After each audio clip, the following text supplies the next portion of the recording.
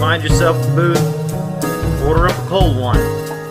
This is the Spring Bar.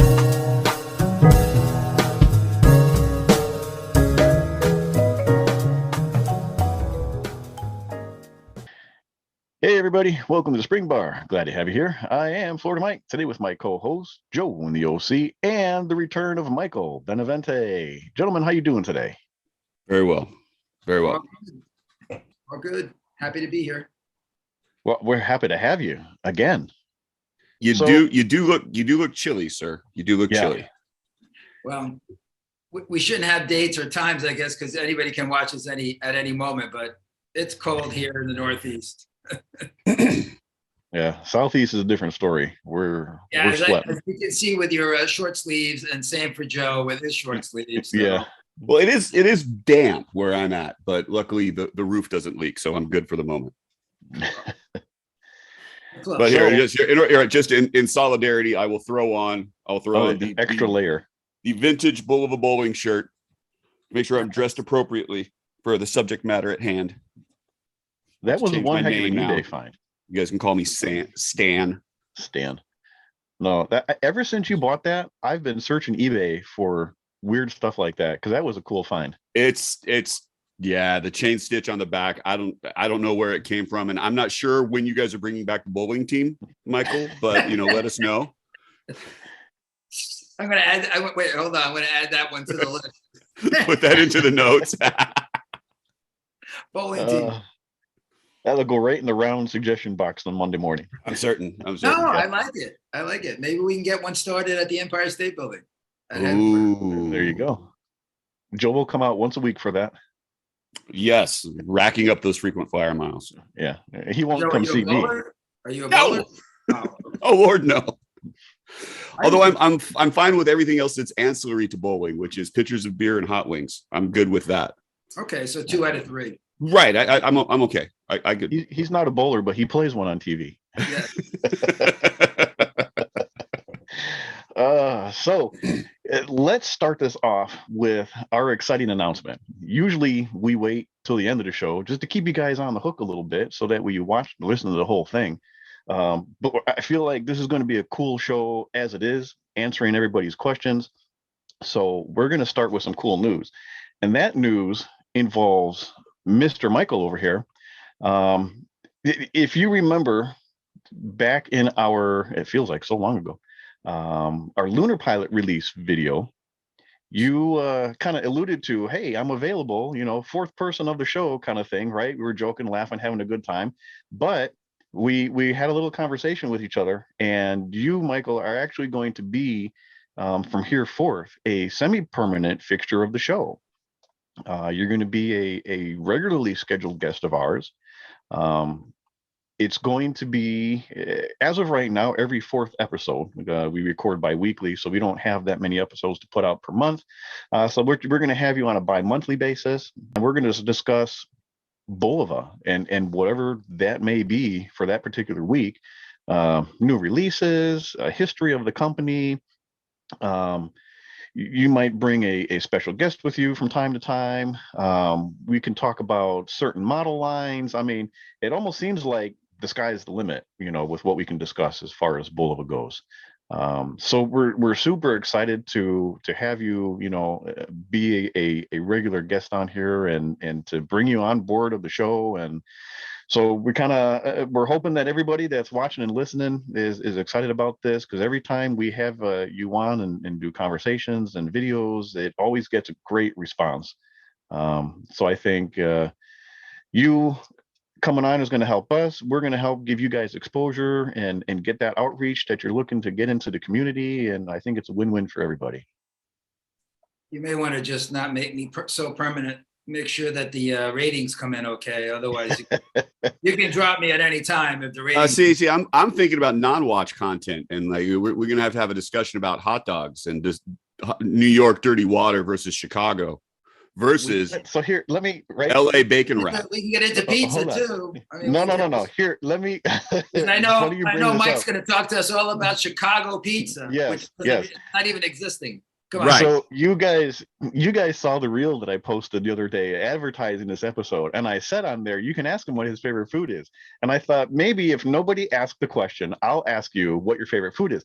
But I'm afraid we're going to get into the Chicago versus New York pizza discussion, and it'll never end. Oh yeah.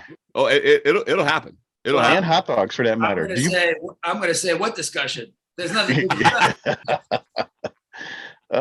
You New Yorkers and your ketchup on your hot dogs. I don't personally. That's No, disgusting. okay. See, well, you did See? live in Chicago for a little. That's I right. did. You I did. okay? Lived for a So, couple, 2 years. I lived in Chicago. so See, you this were is a good discussion. This is a good you were a discussion. Chicago resident. You're a New York resident. Now, be honest. Be honest. Who has the better pizza? Well, it's not about better. It's style. Oh, It is no, a no. difference. It's there's a clear winner here. Which one is it? No, it's not, because if you're going to talk to me about like Giordano's or Uno, they make you can't even buy that here in New York, to be honest. I mean, it's a very thick pizza. Mhm. And even within New York, pizzas become, so one of my kids is in culinary, so I'm very close to the subject matter, and he actually makes pizzas himself. But there are very wide variety of pizzas. So it's almost an unfair question to both cities, because if I was, I like Giordano's. Living in Chicago, for those of you who are in that Chicagoland area, that place. There's several of them, but like New York doesn't have that. I would say if I was in Chicago, I'd eat that type of pizza. But in New York, there's also quite a wide variety. So it's not such an easy question, I guess, at the end of the day. There we go. We got a whole episode now on the culinary stylings of Michael Benavente. That's going to be episode 49. 49 The great pizza debate. The great pizza debate. And I'm sure we'll get a lot of questions on that one. Right? Yeah, the comments will be on fire. Yeah, yeah. I have been, sorry, just to close the loop on pizza, I've had in the last 3 weeks, because I've been traveling a bit, on your coast, Joe, Pizzeria Mozza, Mozza in Los Angeles. Yeah, Fantastic. well regarded. Unbelievable. And for those of you not too far from me here on the East Coast in Jersey City, New York Times said, the best pizza in New York is in New Jersey, was the headline. The place called Razza, Razza, and I have no affiliation to either place. I have no monetary commitment to either place, but I've just had pizza from both, and I would say it's really good. It's really good. He will be expecting his check by the end of the week. Hashtag. Oh goodness, what did I start? Going downhill. What did we drink it today? When did we get to? There we go. Yeah. Let's get to wrist checks and drinks. So, Michael, start us off. What are you wearing? Well, I'm wearing, because there seems to be a lot of chatter, as always, on this watch.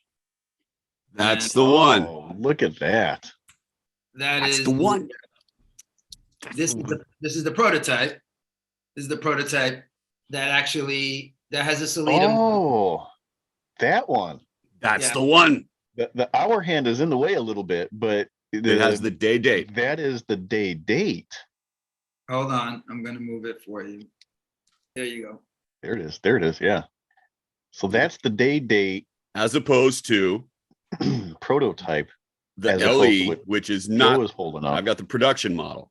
Right, and this is the story that I had been chatting with you guys about several episodes ago, I guess now, that we originally photographed everything with this, thinking that we were going to market with the day date using a Salida movement, and as we were trying to, we were ISO certifying this watch, and it just kept failing. It kept failing the tests that they put it through. And now the test that they put the watch through is not always necessarily about water resistancy. Sometimes there's other things that the watch will go through for ISO, shock, drop, and it wasn't making through the test in order to get the certification. So And we tried. My goodness, did we try? And then we ended up having to drop the date and just going with date. And so here we are. So that extra complication just made it that much harder to pass then in some way. Yeah, I don't know. I still can't get a clear story to this day about, about why we couldn't, why we couldn't get it all the way there. But they tried. They really did. Engineers worked on it. I mean, again, this is a Salida. This is a Swiss-made watch. And not like there's not other ISO certified watches that have a day date, but this particular movement was having a tough time getting through it. So the story, because I was asking about that, because I was very, very interested in that particular watch and in the story behind it. I reached out to the analog shift people about it too.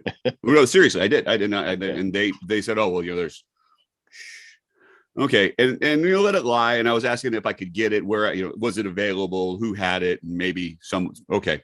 Lots of discussion. And then last year, maybe year before, you were at an event and you wore that watch, and it was in a multiple, posted on Instagram. It was multiple shots though. And it was like the third or fourth shot. And you could see this little bit of orange with a lighter white. And I'm like, that looks like, he's got it. Somebody, oh. So is that the only one that exists that way? No, I think we had probably like 5 that were made for for photography, sample lines, things like that. There are probably 5 or 6 maybe that were in the company. Joe, I can see his gears turning. He wants to know how he can buy one. We'll talk. We'll have to make a side deal, Joe. Yeah. We'll talk. I'll see what I can do about getting you some pizza. I knew they would say that. Oh man, so that's going to be hard to top. We saw Joe's wearing the date only version of that. I do. It's the limited edition 666 pieces. I pre-ordered mine, and it came on the delivery date, wrapped up and taped up like you would not believe. It was phenomenal. The unboxing experience was onerous, but it's one of my favorite watches without question. The finish is great. The bracelet is great. Color is great. And I mean, you can see I'm a fan of the orange to begin with. So the one thing you can say is that yours is ISO certified and mine is not. Well, that's true. That's true. But I mean, I also have the original, and I'm not getting that one anywhere near water. So I don't even wear it when it rains. So how does, I guess I've seen the original V, but I've never seen the reissue in person. How does that orange dial compare to the original? Is it just as bright? I think they're comparable. To me, they're very, very comparable. The issue with the vintage is that the orange is faded on most of them. Like my version, I have a new old stock dial that I found that had never been installed in a watch. Even had the hands were still affixed to it. But even that, having been in a drawer, there's still a little bit of degrading over 50 years because it was a 1971 release of the piece. So I mean, there's a little bit of a difference. It's subtle, but it's not striking. You hold the two up together and you won't notice it greatly. You got to look, because it's always hard to tell orange in photos really how much they pop, and especially the Bulova orange is a very unique orange. So yeah, I've never seen one in person, one of the reissues before. We try to stay consistent with the new orange, so there's always the same Pantone color that we're using for that orange. So it's very regimented as to what orange we're using. Like the Marine Star orange that we've just released, that is also the same orange as Joe's Devil Diver. Oh, no kidding. Yes. That's a good color too. Yeah. That I do like that watch. I think that's going to do really, really well. And we feel it's like it's our orange. So so just to be consistent for when we do things in the now and in the future, we'll use that orange, let's say, for Bulova. Nice. See, so now we got to get t-shirts in that color. There it is. Done. Or blue shirts. All right. So I'm assuming we covered wrists and drinks from your guys' end. Yeah. What are you wearing? They already saw mine. Mine is not orange. I am wearing my NOS Jetstar D. It's kind of hard to see on here, but this is the red and white handset. Yeah. So what I'm wearing today, and I have an ice cold Corona in my Kona Brewing Oh, glass. very nice. Joseph? Oh, I'm drinking Clyde Mays, sir. Clyde Mays, Tennessee whiskey, I believe. And I have tequila with a slice of orange and some club soda in my See? Mets glass, New York Mets. This is the time of the year when there's hope for us. Oh, I'm a Padres fan. We can talk. Yeah. Cheers, guys. Cheers. So, what do we got on tap today? Today is question and answer time. We put out a poll and we put out a lot of different surveys on a variety of different platforms, both on Instagram, through all of our personal pages, stuff also out on the forums, to ask questions for Bulova. Who's got questions? We're going to be talking to Michael. We're going to be talking to Bulova, Akitron, maybe Carabel. We'll see. And he said that he would answer the questions. He didn't say he would answer truthfully, though. So some of you would take it with a grain of salt. So here's the cool part. I will answer them truthfully or to the best of my knowledge. On my honor. Yeah, raise your right hand. So this is the cool part. Usually when we ask for audience participation, it's typically pretty low. When we said that the questions were going to the man himself, we got inundated with response. So I hats off to everybody who sent in their questions, who participated in this. This is exactly what we were looking for, to be able to put something like this together and hopefully, put some of these arguments to rest, maybe, because a lot of the questions that we're getting are stuff that we hear on a regular basis. Why? Well, now, it's not just us being the middleman, relaying the story. You guys are going to get it answered from Michael himself. So that's it. Once it's done, it's done. There's no more arguing. Well, I will say that maybe there will still be arguments, but There will. at least you'll know the reasoning. You may still not agree, or you may vehemently disagree with the reasons, but at least you'll know why. Yeah. Well, so why don't we start it off then? One of the subjects that is sort of near and dear to all of our hearts is the new Lunar Pilot reissue, release, reedition, reduced. I've been still trying to figure out a good nickname for that watch, and we don't have one yet.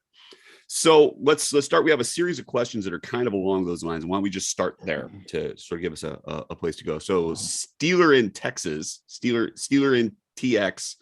Asks, does Bulova anticipate additional colorways of the Lunar Pilot?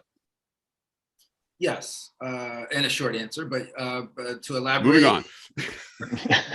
No. To rehash just really quickly from the past episode on Lunar Pilot, it was a gift that we didn't know for over 40 years existed. I mean, it was a watch that we didn't know until 2015 that this whole story existed in this watch. So, we're going slow, and obviously we're taking some pivots along the way, but we see this as a full collection inside of Bulova, like we have Marine Star, like we have, some of the other collections that we have. So we are doing some product development, continuing, the story of this Lunar Pilot, and we'll have different materials. We did already have, titanium for the 50th anniversary. So we used the super titanium on that watch. We're messing around with other materials outside of titanium. Okay, so let me jump on that, because if I pay you $25, can I get a gold seconds hand to put on mine? Wow. Well, you know what? That opens up, an interesting conversation I had this past week. Oh, really? Yes, and it was with a few people in the office at the company, and that was about why. Now, in retrospect, they've sold 1 million. Omega has sold 1 million watches of that. The Moon's watch. Yeah, and why they do it, right? I mean, you would ask, why did they do it? They didn't have to do it. I mean. And we're thinking that actually, I think the Lunar Pilot had something to do with that. And where I'm getting at is that, they're not, I'm sure they weren't thrilled about the whole story. I mean, I guess if I was over there, I wouldn't be thrilled about it. But also the price point that Bulova trades in, right? I mean, we're under $1,000. The lunar pilots have been anywhere from 500 to about 1,000, give or take, let's say. And so that kind of left, Omega, Swatch Group, kind of not being able to tell that story in a much more affordable price. And so also they lose a little bit of exclusivity as well. That's really interesting. So I think, we may have been, I don't know this for a fact, it's just conjecture on my part, but I don't think they probably would have done it had it not been for the popularity of the lunar pilot. I'm sorry. It's on the internet now. That makes it true. This is searchable. So therefore, remember what I said. Done and done. No arguing. Yep.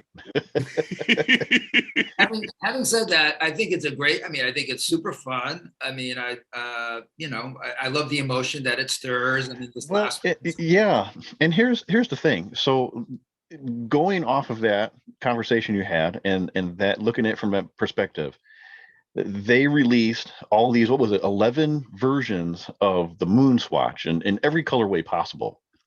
It kind of opens, because they were met with such great reception. It opens the door for you guys now to expand the lunar pilot line into more colorways and variants and that, because now you've seen, from them that people love it.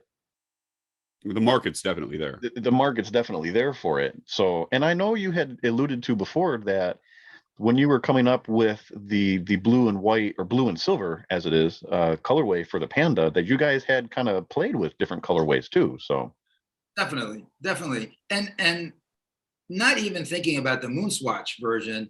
If you look at Speedmaster, I mean, Speedmaster has a lot. In and of itself, they've got a lot of, And, to me, I mean, just because of the storyline, the Lunar Pilot collection in Bulova is very much, related to, Speedmaster. And so we can do a lot of fun things that they have done now that we know the story. Again, we didn't know the story up until 2015, which is not that long ago. Mm-hmm.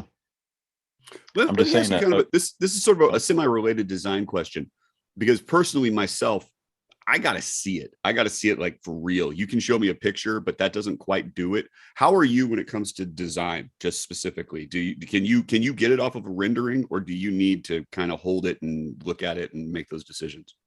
Well, we don't do anything without at least two samples, right? 2 round samples. So I think we have a pretty good idea of what we want, and then on sketches that we when we work with sketches, we have a pretty good idea of how it should look, right? But until you get that sample, that first sample, that's really when it comes to life, especially for things that are brand new. So now the Lunar Pilot is around. So, and now that we have 43.5 millimeter as, let's say the new default size, doing new things is a little bit easier because it exists. But we still most times go through 2 rounds of samples before we end up on the final version to go to production. So keeping with the Lunar Pilot questions here, at DGM9 says, why did they release an updated Lunar Pilot in the original proportions, but not with the original bead blasted case? And that was a point that I had brought up when we had talked about this. At some point, you guys went with the polished case, which I love. I absolutely love the polished case. It looks good. But which kind of answers that question a little bit, but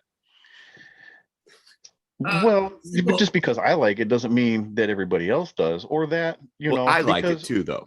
See, but reissues, and we've discussed too, is you try to keep the originality of it. So I thought, being honest, a little odd that you guys went with just a polished only case and not offering both cases, that bead blasted and a polished case. But I would imagine that's got to be in the works, a 43 millimeter with the bead blasted case. It's not in the works today, but again, it's a long franchise. It's got a long life. So, you can only put out so much also, can't put it all out at one time just because there's not even, we have a retail network that we have to work through still, we're a very large wholesale, company. We have a lot of ADs, that we sell to. And so their showcases are only so big. And I can only fit X amount of product in those showcases at any one, season or year. And so we have to pace, right? We have to pace it out. And so we had the original sand, the sandblasted case from the original watch that we sold. That's still in existence. It's still there. So we figured, all right, let's make an alternative version now in the original size. Everybody take a breath, make sure it's okay. We're all happy with it. And I can tell you already, we do have, I'm really excited in general terms about all of the new products that we're going to be launching, second half of this year and into next year. Lunar Pilot is definitely in the works. Almost every year you'll see at least one new version Lunar Pilot. So that's cool. Yeah, that's cool. That's really cool. And just for everybody, again, just a reminder for everyone, our business today, I'm talking about general watches in general, we're anywhere from 9 to 12 months. So we're working on stuff now for second half of 2024. And very, very soon, we're going to start work on 25 spring. So it's really a long lead time today, much longer than it was 10 years ago, 15 years ago. Well, you say much longer, and that's probably true, but it seems like 9 to 12 months is pretty fast for, developing something new. It is, but it used to be a bit faster. I have to say, probably 15, 20 years ago, we could probably go to market in 6 to 9 as opposed to 9 to 12, let's say. And that's amazing. Yeah, that was, it's still great. It's still good, but it does take time. And so something now that's coming in spring of 24, we've been working on it. That's stuff that's been long in the work. I even forget, to be honest. Like I'll see stuff coming, like when is that coming? Like to me, I feel like I've been working on it for 3 years. It feels like, and then it finally shows up. It's like, who cares?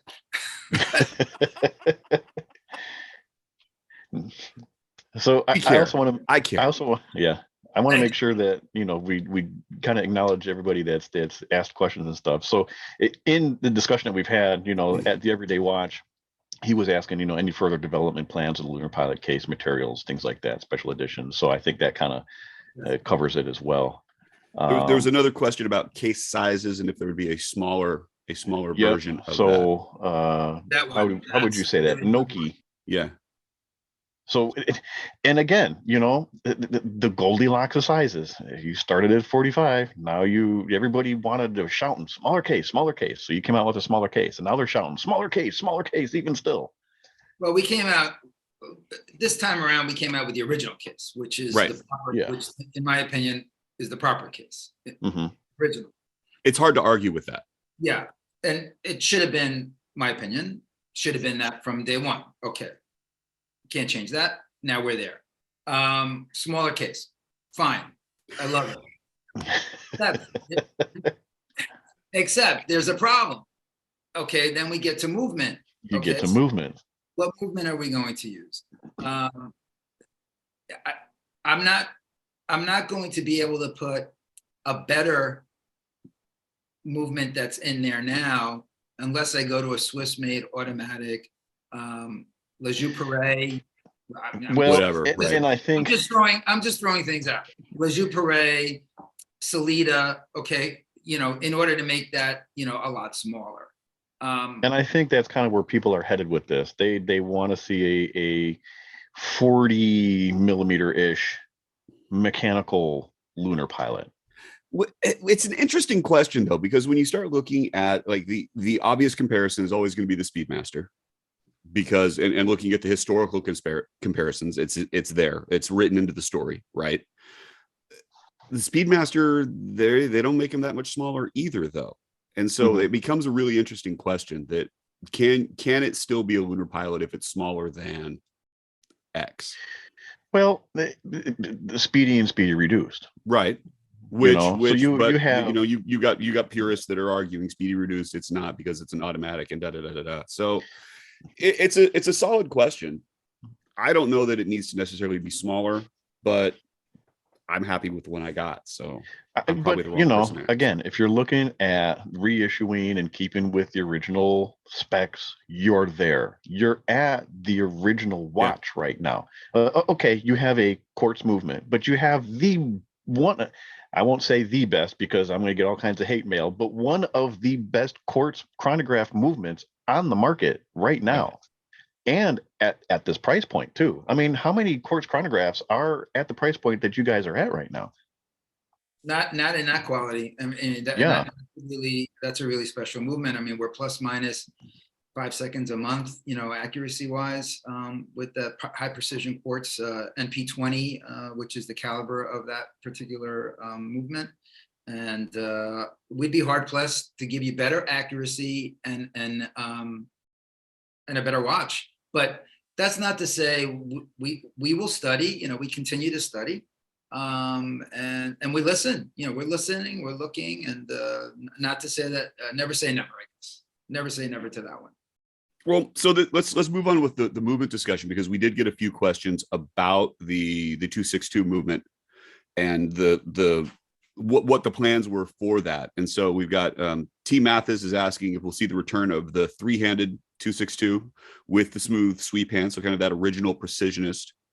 There's other questions about will there be other 262 movements designed for a smaller case size, like most of them were like 41, 42. There were a couple that were in the 40s, maybe something that's sub 40. So there's lots of questions along those lines. So in talking smaller precisionist movements, there were smaller ladies pieces that had the three-handed precisionist movement. So, and I get, if you're looking for a three-hander precisionist, you're probably looking for a quote unquote men's version of it, but they did exist. So it's not to say, those that are saying, well, you guys never did a smaller precision. Well, they did, and feel free to wear it, but it's considered a ladies' watch at that point, Well, so if you go on our Bulova.com website and you look under Icon, ICON, the Icon collection, which is the artist formerly known as Precisionist Collection, because we've made some changes to the name for a reason that I'll explain probably the next time if you invite me back. Where we'll discuss that one. Well, but you're scheduled now, so we have. You made the fact to not invite me, so I'm not going to. Oh, come on! It's pending. No. It's pending. We have some more hard questions to ask. So if you look under the Icon collection, you'll see under the men's category, you're going to see a couple of watches that are about 40 millimeter under the Icon series. So those have the 262 three hand with the smooth second hand sweep. And stay tuned. So second half of the year, we're going to have some more announcements and fun things that we're going to be dropping in terms of the precisionist movement.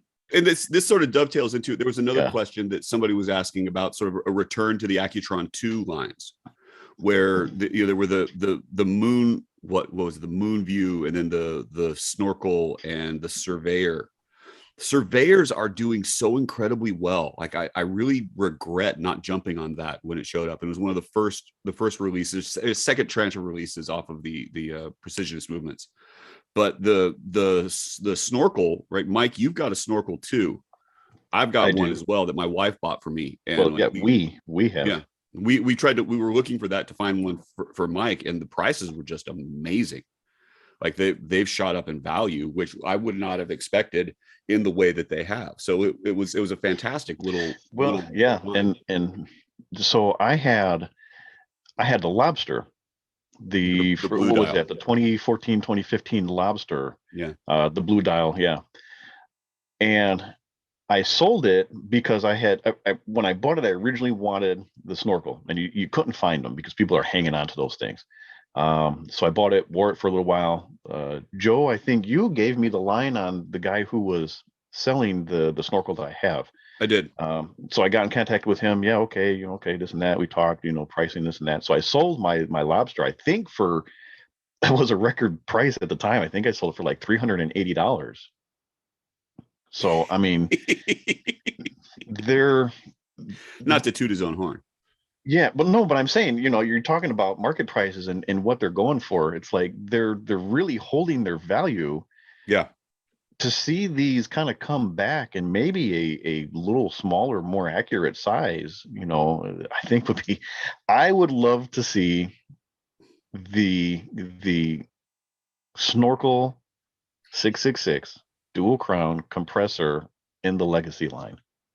Tell me that would not be cool. That'd be cool.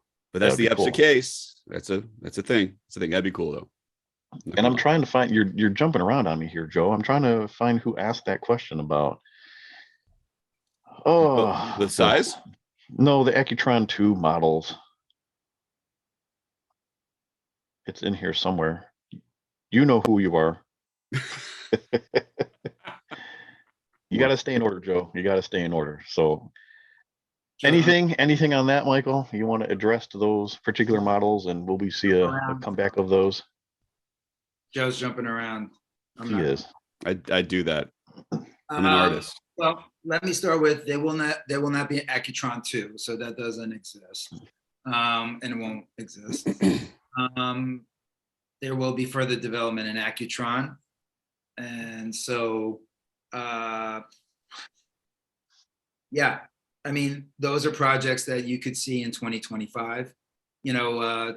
My Instagram handle is Bulova 150, and the reason why it's Bulova 150 is because that's a big year for us. 2025, mm-hmm. That's the 150th birthday for Bulova, and certainly Accutron will be part of the celebration, as Accutron is son to Bulova dad.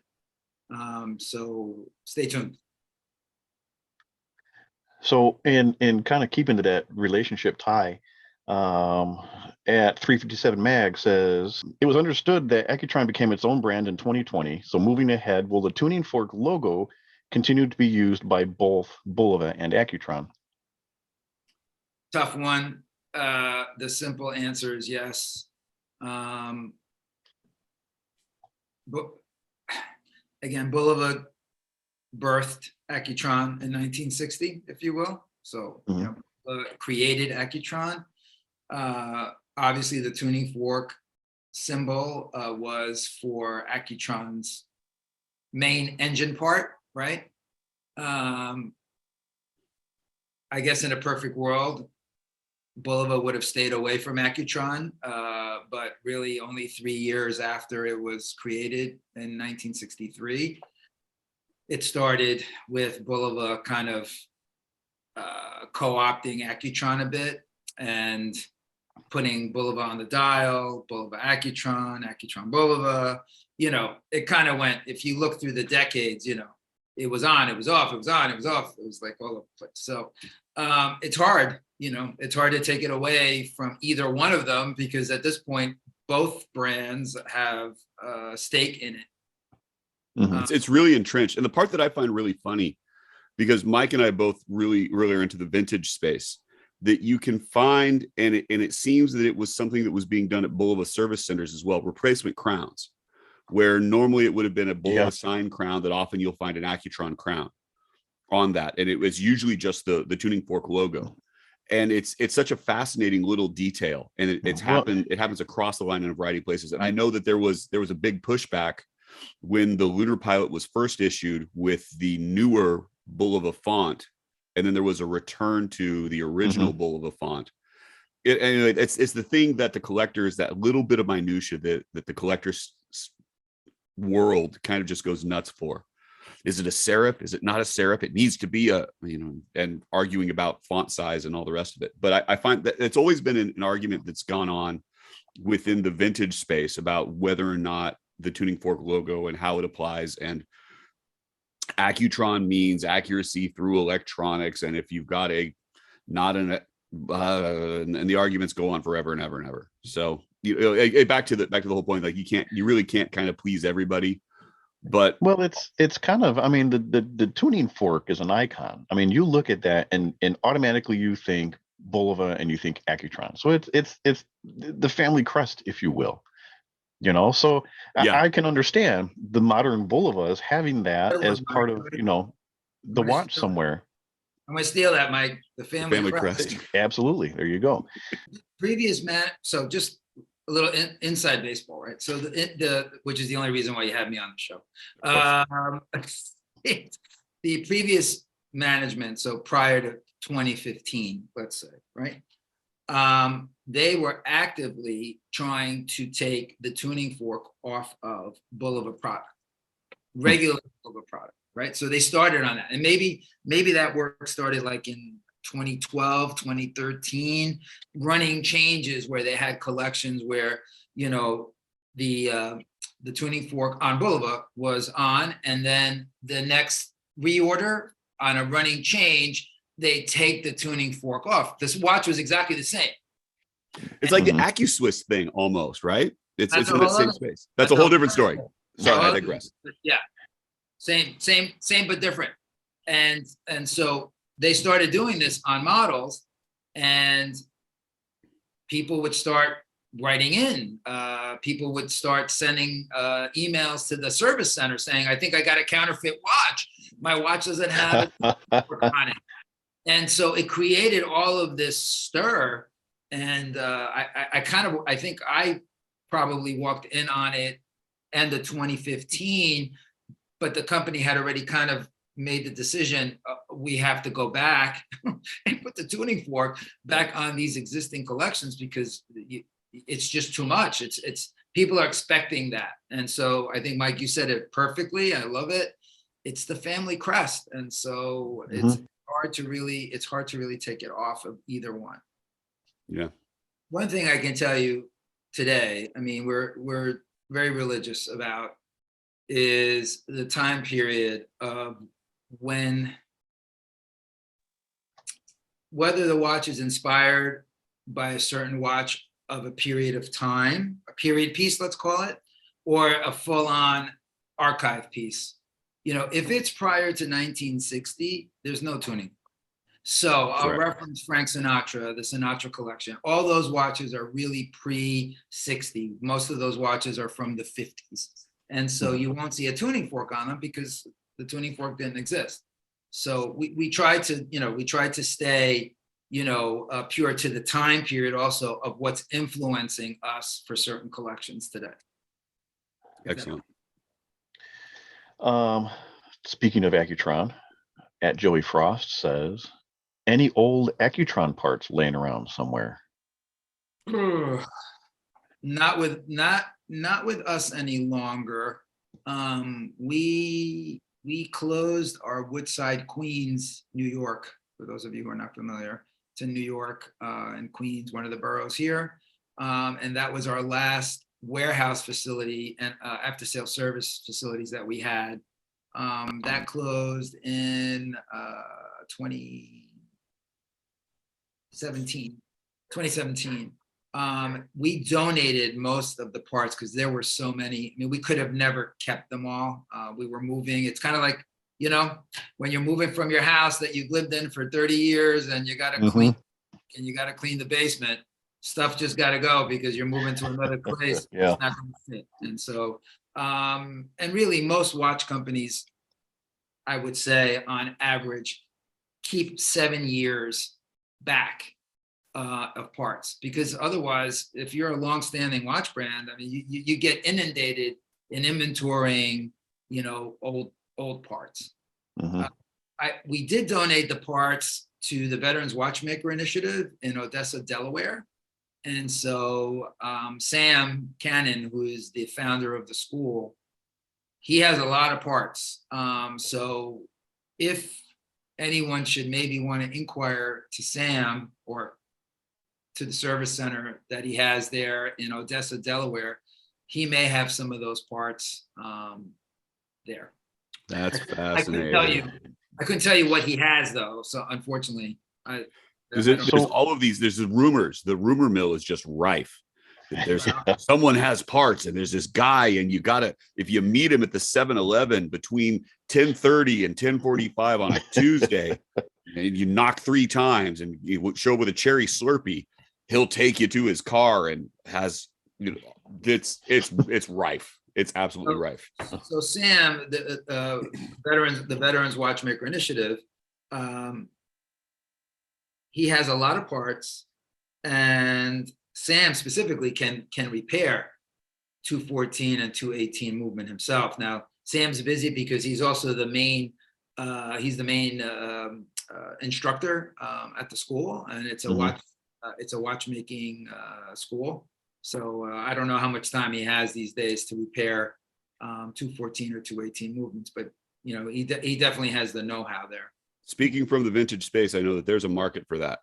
There's definitely a market to be had. So if whenever he's ready, there is a built-in client base. He's currently trying to graduate at least 8 to 12 new students every 2 years, putting them through that program. Gosh, that program is so good. You know, and you have the hack watch that benefits that program as well, and the basis in the Bulova legacy and the Bulova history of the watchmakers, you know, Veterans Watchmakers Initiative and all the things that go with that. It's such a good program. It really, really is. And I know that there are a variety of companies that are now taking advantage of that program, both as part of their repair and part of their construction. And I think that they're just doing fantastic work. Just absolutely fantastic work. And we can't talk about them enough. Sam graduated from the Joseph Bulova School, and so he's actually teaching in the method that he learned at the Joseph Bulova School. So part of the methodology in teaching is how he learned when he graduated from the Joseph Bulova School. So it's a great program. We need watchmakers. I wish there were like 12 more schools like this. Right. Unfortunately, his is really the only private school that's not affiliated to any watch company in the United States, and they could always use donations and help. So if anybody can go on the Veterans Watchmaker Initiative website and they find it in their hearts to donate some money, it goes right to the students. Sam doesn't take any of the money. He actually doesn't take any government money on purpose. Because Sam says very clearly that he doesn't want to be told what to do. And so if you take money from the government, you gotta do what they tell you, and he doesn't want to do. He's really doing a great job. I'm also on the board, so full disclosure, I'm a board member of the Veterans Watchmaker Initiative, but he's really doing a great job. Yeah. Well, you know what, Joe, we were discussing amongst the three of us, you, Casey, and myself, about doing another charity auction. Perhaps maybe we just same thing. We just found our next beneficiary of our next charity auction. There it is. In fact, I have my charity watch sitting right here next to me. Oh, do you? In box. Yeah, here, hold on. New in box. It'll be new to you in box. Let's talk about that, because whatever we raise, we'll match. Wonderful. So whatever we raise. And to be honest, that's really what started our relationship. Was the first donation that we did for the World Central Kitchen, which is working to feed people in conflict zones and people in crisis. And I think that looking at it as our relationship has developed and as we're moving forward, that working for the Veterans Watchmaker Initiative is probably something that's near and dear to all of our hearts. And I know it's obviously important to Bulova and you personally. So I think that's probably you heard it here first. It's coming soon to an eBay auction near you. We'll have to get that put on now that we've decided. Okay. I think that's good. On the show live as we speak. Yep. See, that's how it works.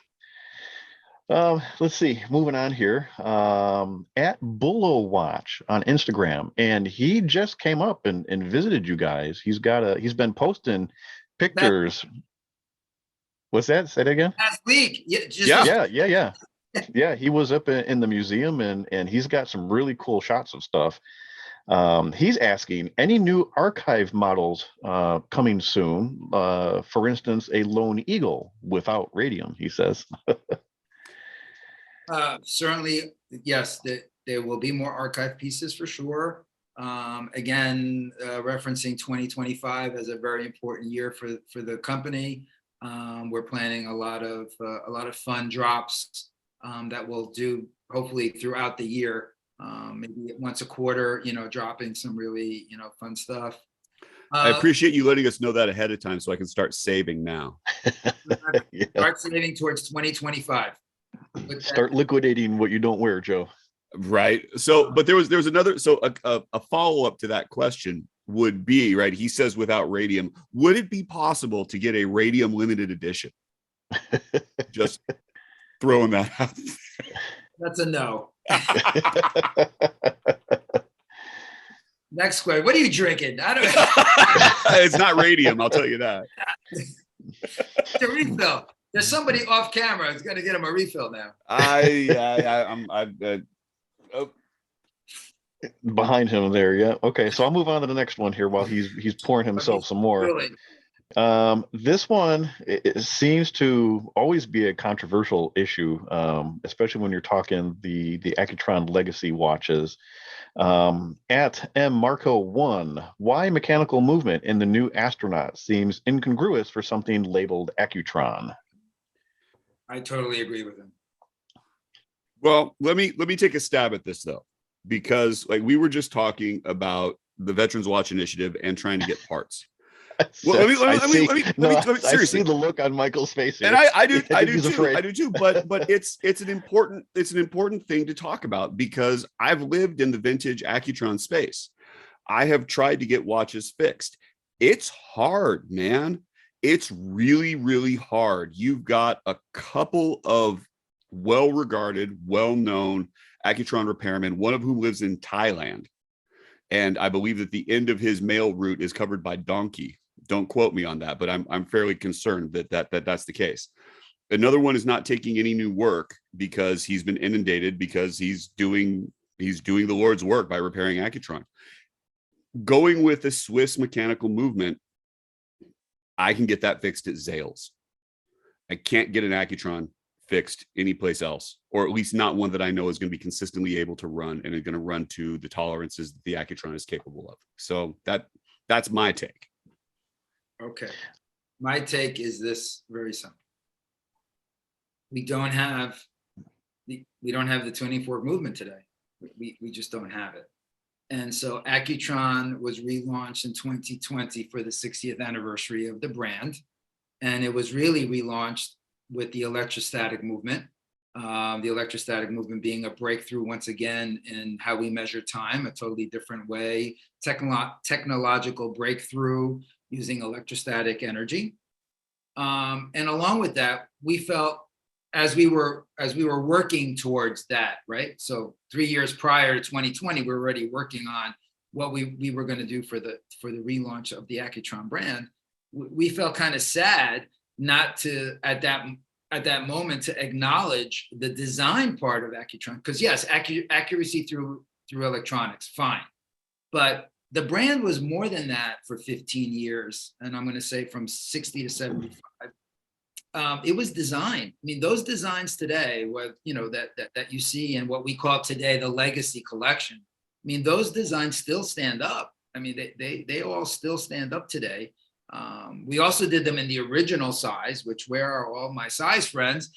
Because we actually, in 2020, we were doing 39 millimeter and 38 millimeter. And you know what the ADs were telling us? We can't sell this. This is too small. What's wrong with you guys? You're morons. Can't you make them larger?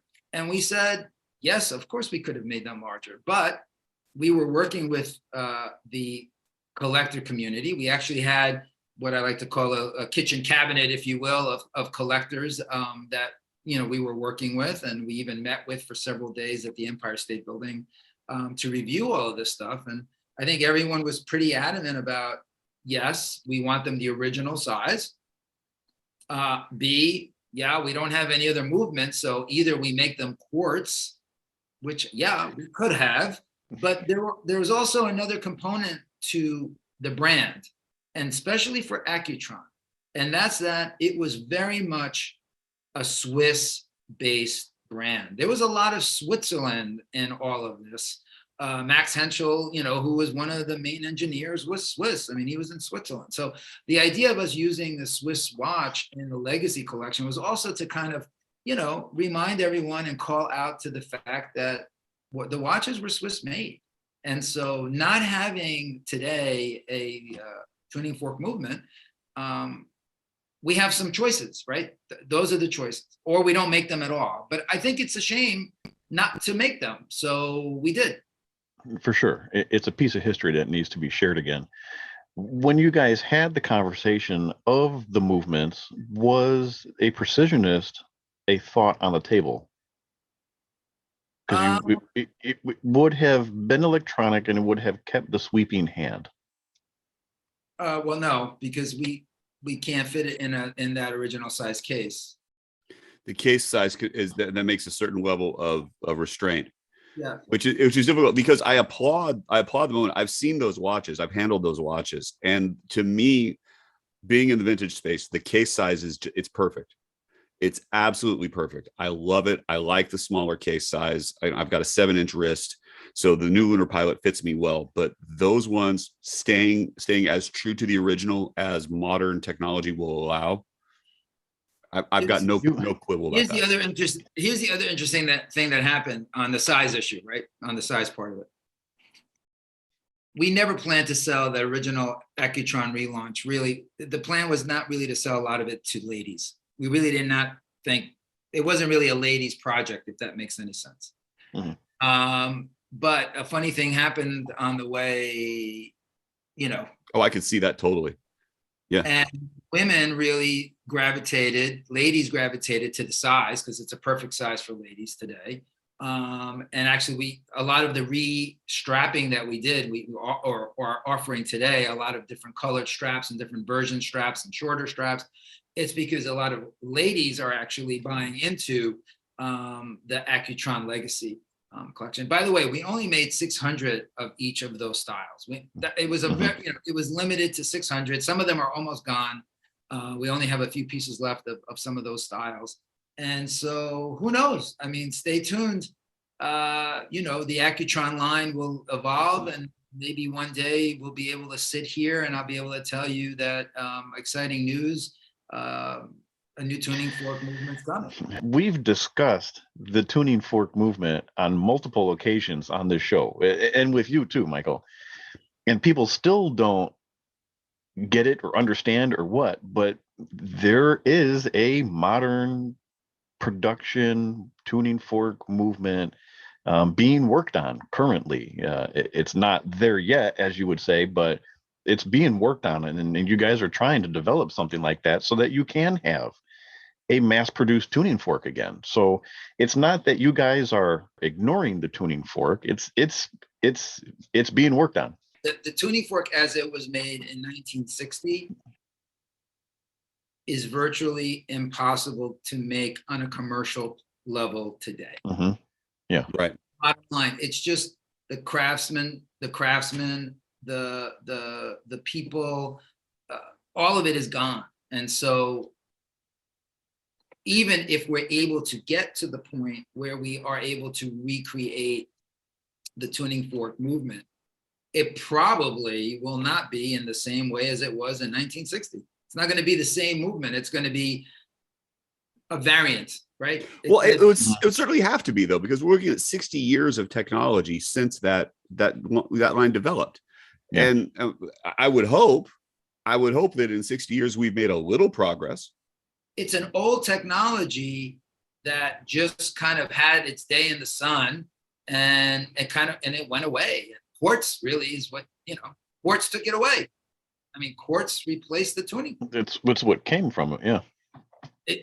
Quartz doesn't happen without, the electronic, sure. Yeah. Without the electronic watch being invented. But quartz was an easier, cheaper, faster, way, to make a watch. And so that romantic, version of the tuning fork is, and by the way, if and when we're able to make it, it's not going to be in relative cost to the cost that it was. Oh, no way. Yeah. Oh no, absolutely not. Yeah. And also, but when you look at it's such a funny thing because people look at what those watches cost in 63, 68. But if you compare that to $2023, that's an expensive watch. It was cutting edge technology, and it was valued appropriately. So if there's a new tuning fork that shows up, yeah, it's going to I'd be buy on the, one. it's going to be on the top. It's going to be on the top end of the range. Yeah, without question, but also as it should be, to be absolutely honest. Which is, so it takes us to kind of another question. The question about the electrostatic movement for the 2020 line, and whether or not that can be done smaller, because those watches are large. They're large, they're tall, they sit really proud on the wrist. And the 2020 DNAs are even just a little bit bigger. They don't wear the same because of the hooded lug versus the 2020, which are more closer to what the Space Views kind of were with the color schemes and with the traditional lugs. So what is there a plan to do anything more with that movement? Simple answer. No. Oh, well, the chat. No, and I read those every day. I read them. And it's not that we're not against making smaller, thinner watches. We're not, but that watch is a breakthrough watch. That it is the world's first electric. I mean, people don't maybe really fully appreciate the over 10 years of work to produce that watch and get that out.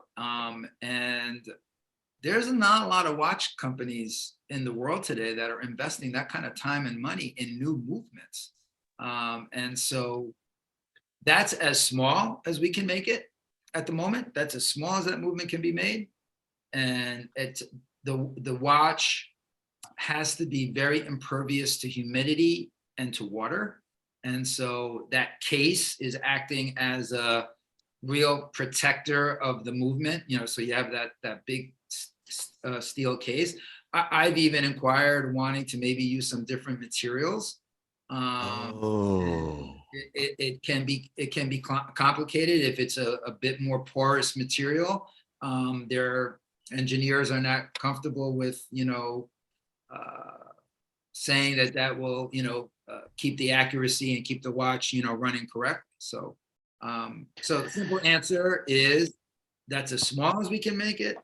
That's as thin as we can make it. There's a lot going on in there, and you can see from if you watch the you can actually see it, right? It's not hidden. A lot going on. You have the electrostatic motor, which is the bigger one. You have the two twin turbines, which are the smaller ones. You have in the back of the watch a rotor that is churning. That is when you're moving.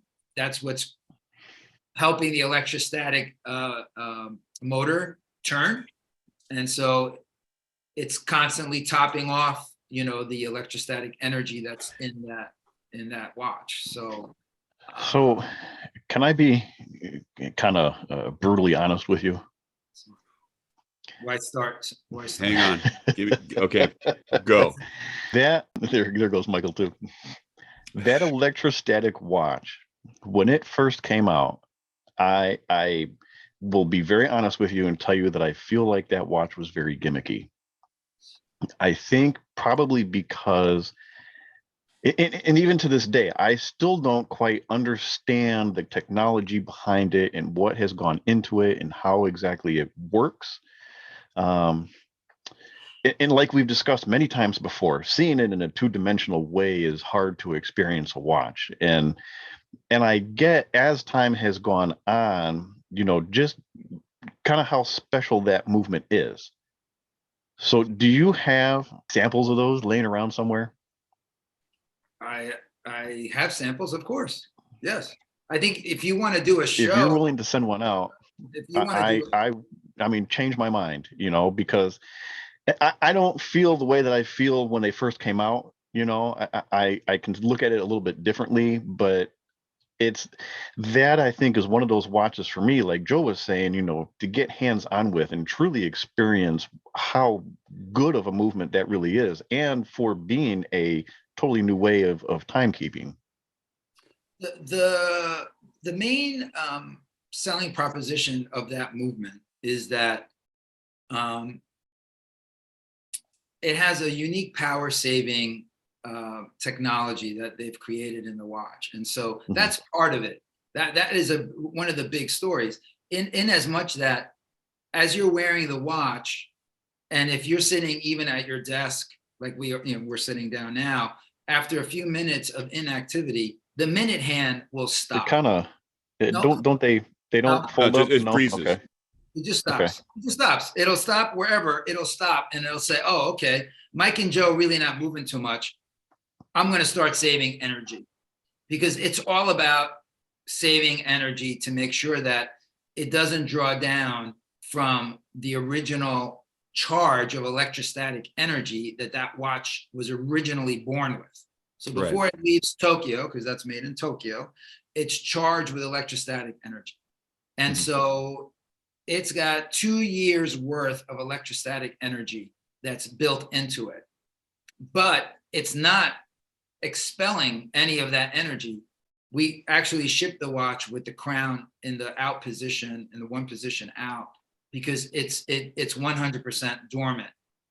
And if you never picked up that watch, it would have that energy stored in the watch.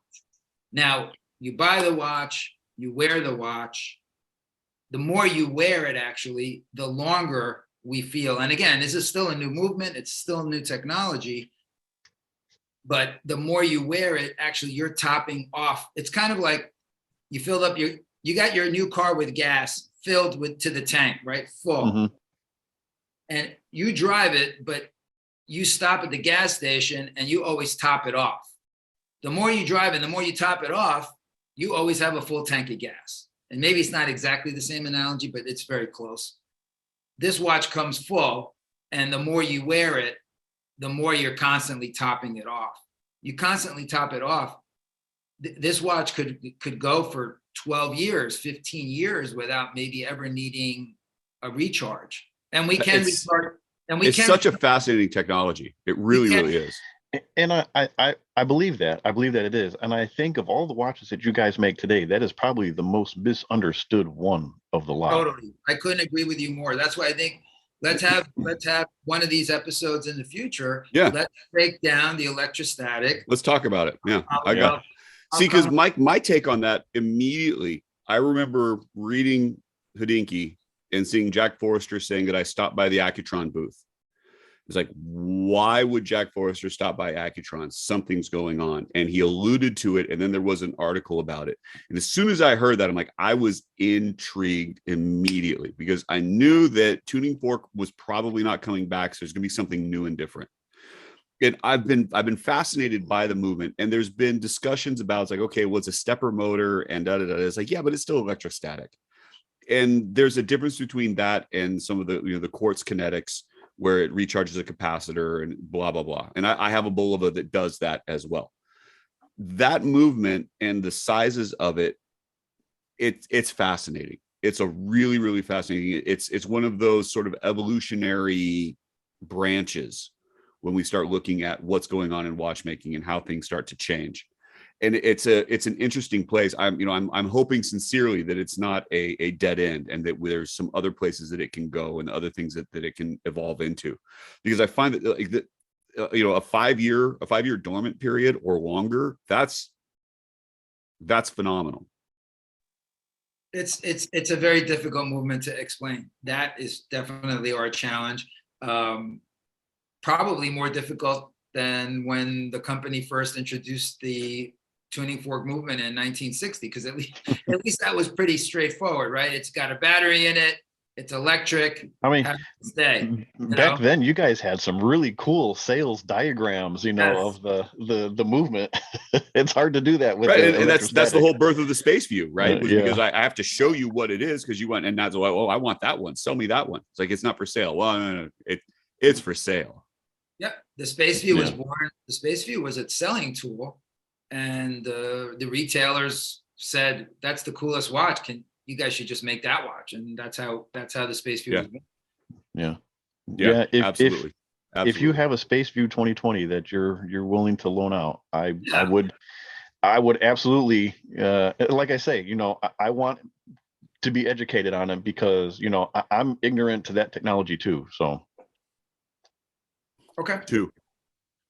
so a question that I think is kind of fun. It's a little funny, but it's one that kind of needs to be addressed It because does. I agree with you. Don Rogan asks, how is Bulova actually pronounced? And I feel like I'm pronouncing it right, Bulova, but I've heard it pronounced all different kinds of ways. Bulova, Bulova, Bulova, whatever, insert your weird way of pronouncing it here. And it's funny because even in the beginnings of when I started collecting the brand, I didn't even know how it's pronounced. I had to go on YouTube, the original commercial that says, "The world runs on Bulova time." So I knew it was pronounced Bulova. But am I correct in saying that that's the correct way to pronounce Bulova? Everyone's right. There's really my It's heart. just like the pizza. Everybody's right. No, I'm not being political. I'm the most political person there is. But if you're Latin, if you're Latino or Italian, It's Bulova. It's Bulova. It's Bulova. They'll I mean almost every Latin person I know says Bulova, because that's how you would say it. Italy, and again, the brand is very strong in these markets, so yes, their way of saying it is Bulova. I've even had people, let's call them Americans or English language speaking, first language English speaking here, say Bulova, which wouldn't be wrong, but certainly from the American point of view and the New York point of view, because we're a New York-based company, it's Bulova. I mean, and that's how we say it in the office. It's Bulova. All right. Well, that's how you say it in the office. Then yeah. So Don Rogan, it depends on where you live geographically. Well, and your language.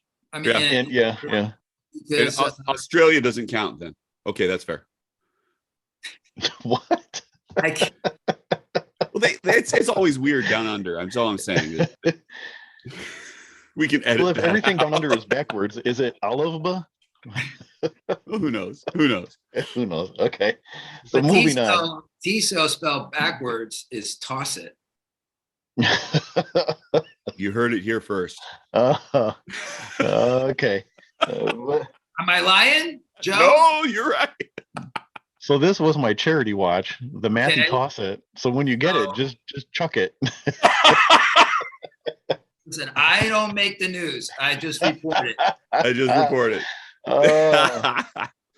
So goodness, we did have a question from another listener, Watch Viking, and the question was plans for a Caravel archive series and the fate of Caravel in general.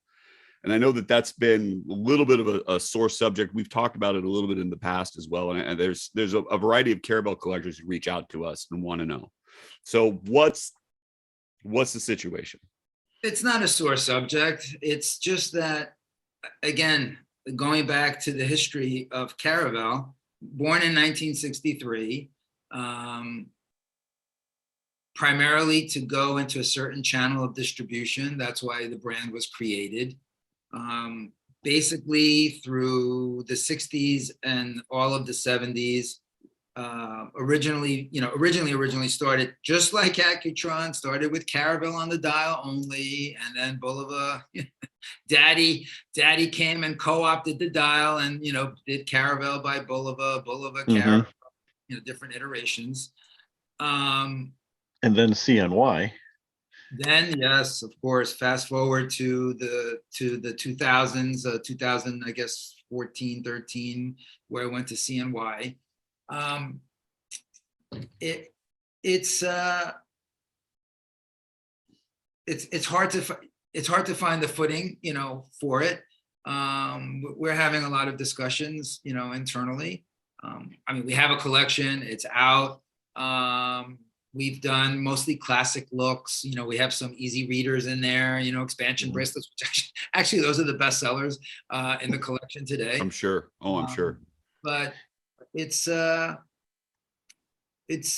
decision that we need to make. You know, it's what direction next, you know, kind of for Caravel. I'm not I answering the think, question fully, but yeah, it's still up in the air, I guess, is the answer, you know, as to what direction you want to head. yeah, I mean, if we look at it where it's sold, right? And so Caravel's a line basically $100 to $300 retail. And I hate to throw in the whole commercial aspect of it, but that we're a for-profit business and we have to sell the watches. And Yeah. so you know, Caravel is primarily a department store line today. You know, it's in department stores. And so And I was going to ask you, you know, where you currently sell, because in the wild, I have never seen a Caravel display. The only places that I've seen them for purchase are online, you know, through the Bulova.com or through Amazon and things like that. Like, I haven't seen a Caravel display we're at ever. we're at Macy's, so we're at all Macy's stores, we're all Oh, yeah? JC's. Okay. We're online everywhere with Caravel, so definitely an online, you know, brand in terms of that and all that. We're in the independent distribution, so independent, you know, authorized dealers. Select, you know, not all of them, but there's many that have, you know, Caravel because it's inexpensive, so it's an easy, you know, easy sale for them. So Caravel is out there. It's still a Yeah. line that's very much alive. Sure. And if you look, and you can find, like I say, you go to Bulova.com, there is no more Caravel specific website. It's through Bulova.com. There is a Right. section, you know, Caravel in there, and you can search by men's and women's. You have a lot of, and you have a lot of retro designs in that line. Yes. And shockingly, and if you don't know, if you haven't looked and you don't know and you're not following Caravel, you still have, which I think is very cool, a railroad approved watch. I like that one too. It says railroad approved on the dial. It's With very the cool. backlight and yeah, I'm a fan of that. I think it's an interesting design. It's an interesting throwback. You've got a lot of cool designs in there. The retro as well, with the colorways on the retro. But one of my favorites is the tank, and that's or I think you guys call it the classic. I'm not sure how it's labeled online, but the tank for me, it's a smaller. I think it's marketed as a ladies' watch, but you know, it's definitely one that I would buy and wear. It's just one of those watches I haven't pulled the trigger on yet. But yeah, and our lives would be easier, let's say, if we had Bulova on the dial like it did years ago, you know, because I'd say the best years of Caravel in terms of volume of business revenue was when Bulova was on the dial, because it was Caravel. Really? Caravel by Bulova. Sure. See, that was one of my least favorite eras. I love the Caravel solo on the dial. And we're committed to that. I mean, yeah. And that's the whole thing. We've been committed. Again, there's a consistency, right? Accutron by itself, Bulova by itself, Caravel by itself, you know. And I think the reason why I didn't like that, you know, the Caravel by Bulova, is because I know the rich history that Caravel has and where they came from. And I feel like it very much should stand on its own, and in a good way too. It's an interesting line. I've always been fascinated by the line because it seemed that it was the younger sibling that was, you know, like, and we're looking at like the hierarchy of siblings kind of thing, and it could get away with everything, and like, I'm going to wear all what I then. Very much more of a free spirit than necessarily Bulova or Accutron, and there were things that Caravel could do that it seemed that Bulova or Accutron wouldn't quite, or that they caught up to later. And to me, that, like, looking at it from a vintage standpoint, and even from a relatively modern standpoint, some of the new releases that Caravel has done, we're all fans. Like every single one of us, we've all got all of us have a Caravel watch of some sort within our collections, and then are absolutely in love with it just from the quirkiness of the design. I actually have 11 vintage Caravels. I counted. Oh, did you? Yes. Oh, wow. I think I've got 8 or 9. I don't have a number exactly. I apologize. I didn't do my research. So Good 10-minute Caravel, research. so Caravel is here. I mean, it's as you said, Mike. I mean, we're active. We're looking at it. I mean, we just had some meetings actually last week, you know, about, you know, future development for it. So we're committed. We're committed to Caravel. Okay, good. We like hearing that, because Well, that'll make Oliver very happy. Yeah, that will make. Oh gosh, we have a friend of the show, watches with Oliver. He is a diet. So he is our Caravel transistorized guru, and he's very diehard Caravel. And every Repairs them time, himself, one of the few people in the world. Wow, nice. yeah, he Right. does. It's He's right. So so we're he'll be fans. happy with that. But Watch Viking also had one more question, and it's actually a fun one. He wants to know what your favorite piece is from the Bulova Museum. That's kind of asking like what's your who's your favorite child? But, Yeah, but you have one.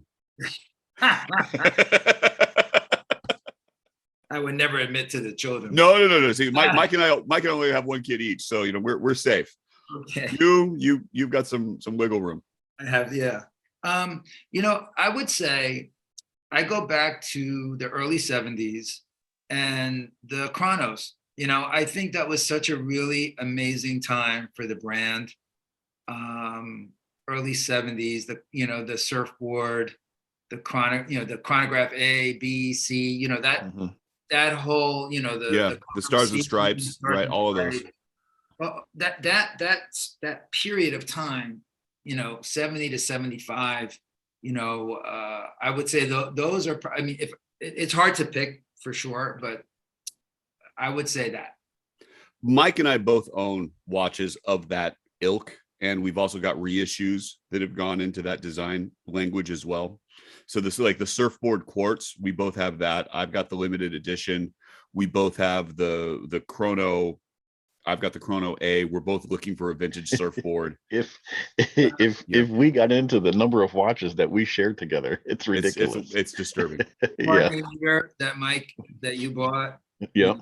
Marking meters from that era as well. That right. was Exactly. And Mike also has the Chronograph C, the reissue of the Stars and Stripes. So which is another watch I love.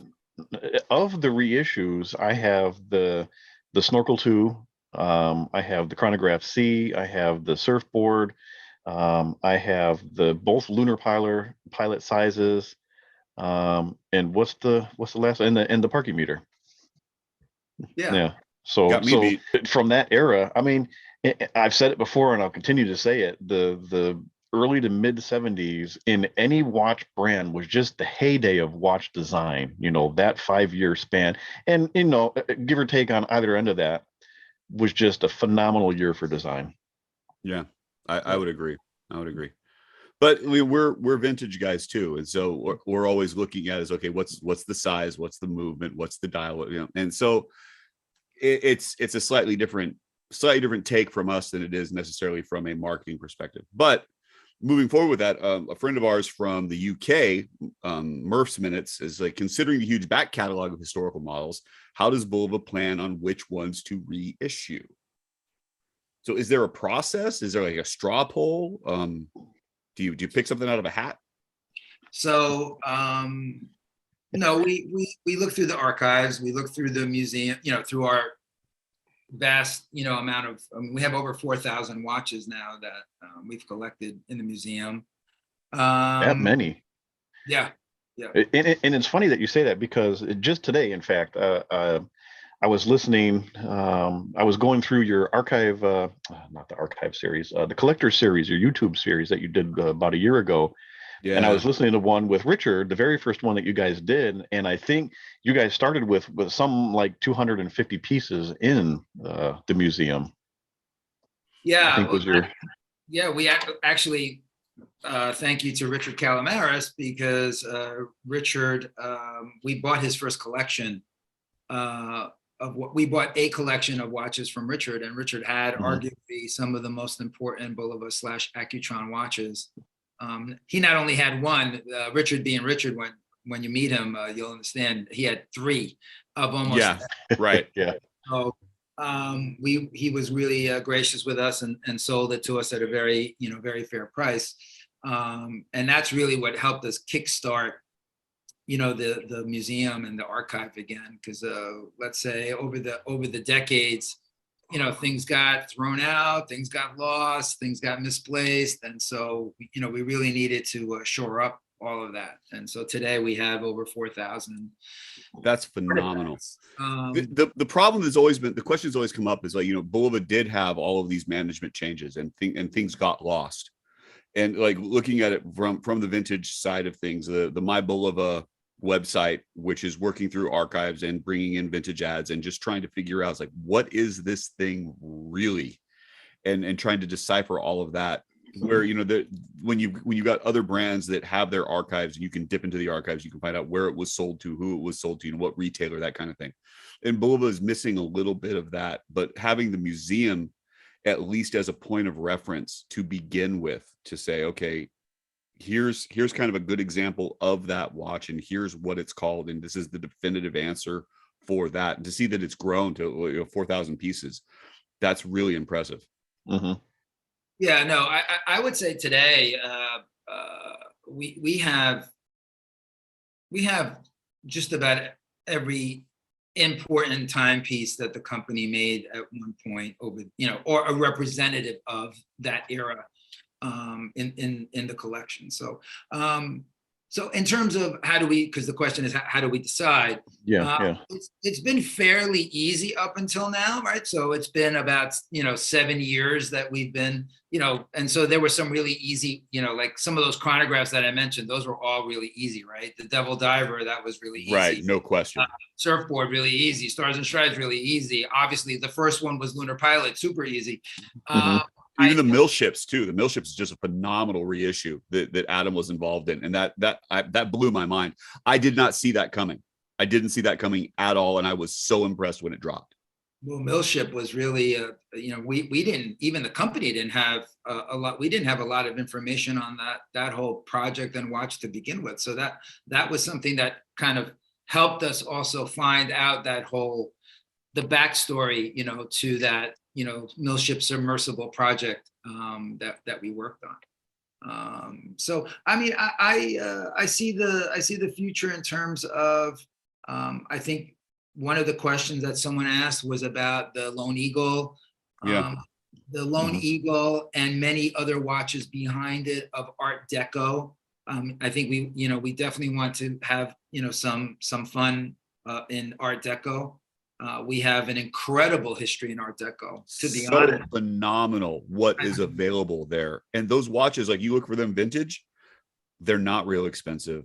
They're great watches. They're small, but man, the value per dollar, so phenomenal. God, I love those. Absolutely. There's not many brands that created as many Art Deco watches as Bulova did in any country.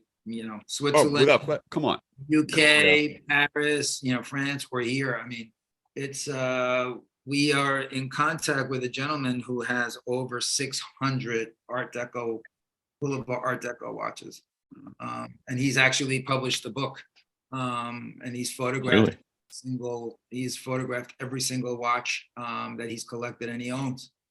Oh my gosh! Oh, I need that badly. That's pretty cool. Yeah. Wow.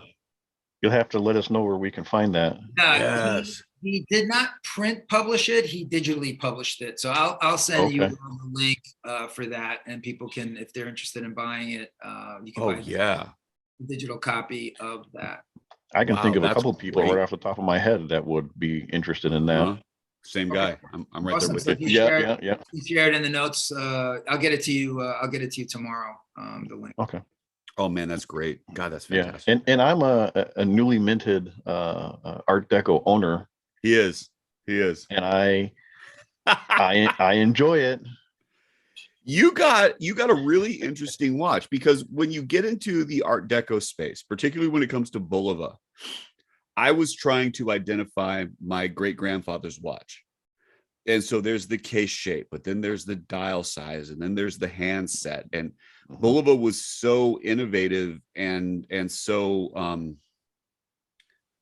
effusive with it when it came to what they could do. So there would be the same dial, same case shape, different handset, different name, slightly different minute track, different name, slightly different case, different name. And there were just so many different iterations that only lasted for a little bit of time. Like I was having a conversation with TJ about the Miss Liberty watch that I bought for my wife. I've got this beautiful 1929 with a rhodium case and green stones, and with this intricate filigree expansion bracelet. It's like it's nuts. It's nuts for something that's 100 years old, for what it actually is. And he was like, "Oh, is that a Bridget?" I'm like, "No, it's not a Bridget. It's a Miss Liberty, not a Mrs. Liberty, and not a Mrs. And you have to go through all these different iterations. And it's just an amazing depth that they have. And it's not just of men's watches; it's of women's watches as well. And I think that that's a seriously overlooked bit of Bulova history, that the impetus and the women's side of things was so broad across Bulova's really, really early history. And I think that that's been missing out. And like the American Girl reissue. Yeah, I was just going to bring that up. Is a really prime example of that. And I like kudos to dropping that and to making that happen. What's been the response to that American Girl? Not so good. It sold out. Oh, man. So my chances so are gone. So sad for you. And that was what? That was 500 pieces? I think we ended up making 700. It was 700. Wow. Yeah. They had to do a second edition. Oh, Michael. I wholeheartedly agree with Joe that is very much an overlooked piece of history. And I really do hope that you guys do another, several, really. Joseph Bulova, was, and this was Joseph, in 1917, he really was one of the first, if not the first, to create a line of women's specific watches, and Rubaiyat, which is we currently have a modern day version of Rubaiyat, which we launched in 2017, which was the 100th anniversary of the Rubaiyat watch, and it's not an invention, but it's the idea of marketing really as early as 1917, specifically to ladies. He had the Goddess of Time. Yes. And the Goddess of Time was on the case backs of all of those watches, even into the, and that was early days, right? That was early days, and he is really marketing and promoting and creating watches for ladies. And that history, with Bulova goes all the way up, certainly till today. But even in the 1970s, there's that infamous ad, equal time, exactly. I love that ad. I absolutely love it. And it's a really timely moment because International Women's Day was just celebrated, and that ad featured prominently across much of the internet that I saw. Yeah. I know I shared it multiple times, and I find that to just be absolutely fascinating that Bulova in the 70s was that progressive, for lack of a better term. But 1917. Right. But 1917, and where women were at in the teens and the 20s and the 30s. Women couldn't even vote, for God's sake. Yeah, it's the suffragette movement and the things that were going on with that. So it's such a deep history, Man. So in talking about the collector series YouTube videos, you did an interview with Barbara Palumbo. Do you get into a lot of this stuff with her? Because I haven't seen that one yet. Yes. Yeah. Do you? Okay. Yeah, we talk a bit about Bulova's history in ladies' watches, but many of the things that we're saying. We talk about Barbara's experience also in the trade, and growing up in the watch industry, and what it's like, different perspective. And if you guys are listening or watching, you don't know what I'm talking about. Bulova does have a YouTube page. You guys publish various things. Sometimes it's just small little advertisement videos and things like that. But it was roughly about a year and a half ago or so that you did. I don't know how many videos you did in total. It was I think it was 9 off the top of my head. I believe it was 9. It sounds about right. And really what we were trying to do with it was, we had published in 2016, we published A History of First, this book that's behind me. Mm-hmm. And we both own that one as well. This book has 9 chapters in it. And so what we were trying to do with the YouTube series was to recreate the chapters and speak to people that represented, the chapter. So makes sense now. Have now Rogers, who agreed to to speak with me and about his history with Bulova, and his amazing, musical career, Barbara Palumbo. The level of geeking out I have on Nile Rodgers, we don't have time. Yeah. It's a problem. Yeah. It's a real problem. Say that for one of the future episodes. We'll come back. Put a pin in that one. We're coming back to it. Yep. I had one really. If you watch any of them, I'd say, and they're all great. But one of my favorites was Bob Seek. So Bob was worked in Cape Canaveral, Florida, not far from you, Mike. Mm-hmm. And he basically launched everything from Gemini to the space shuttle. No kidding. He was in command control, Cape Canaveral, and Bob wore an Accutron watch. And he says in the interview that arguably he's launched more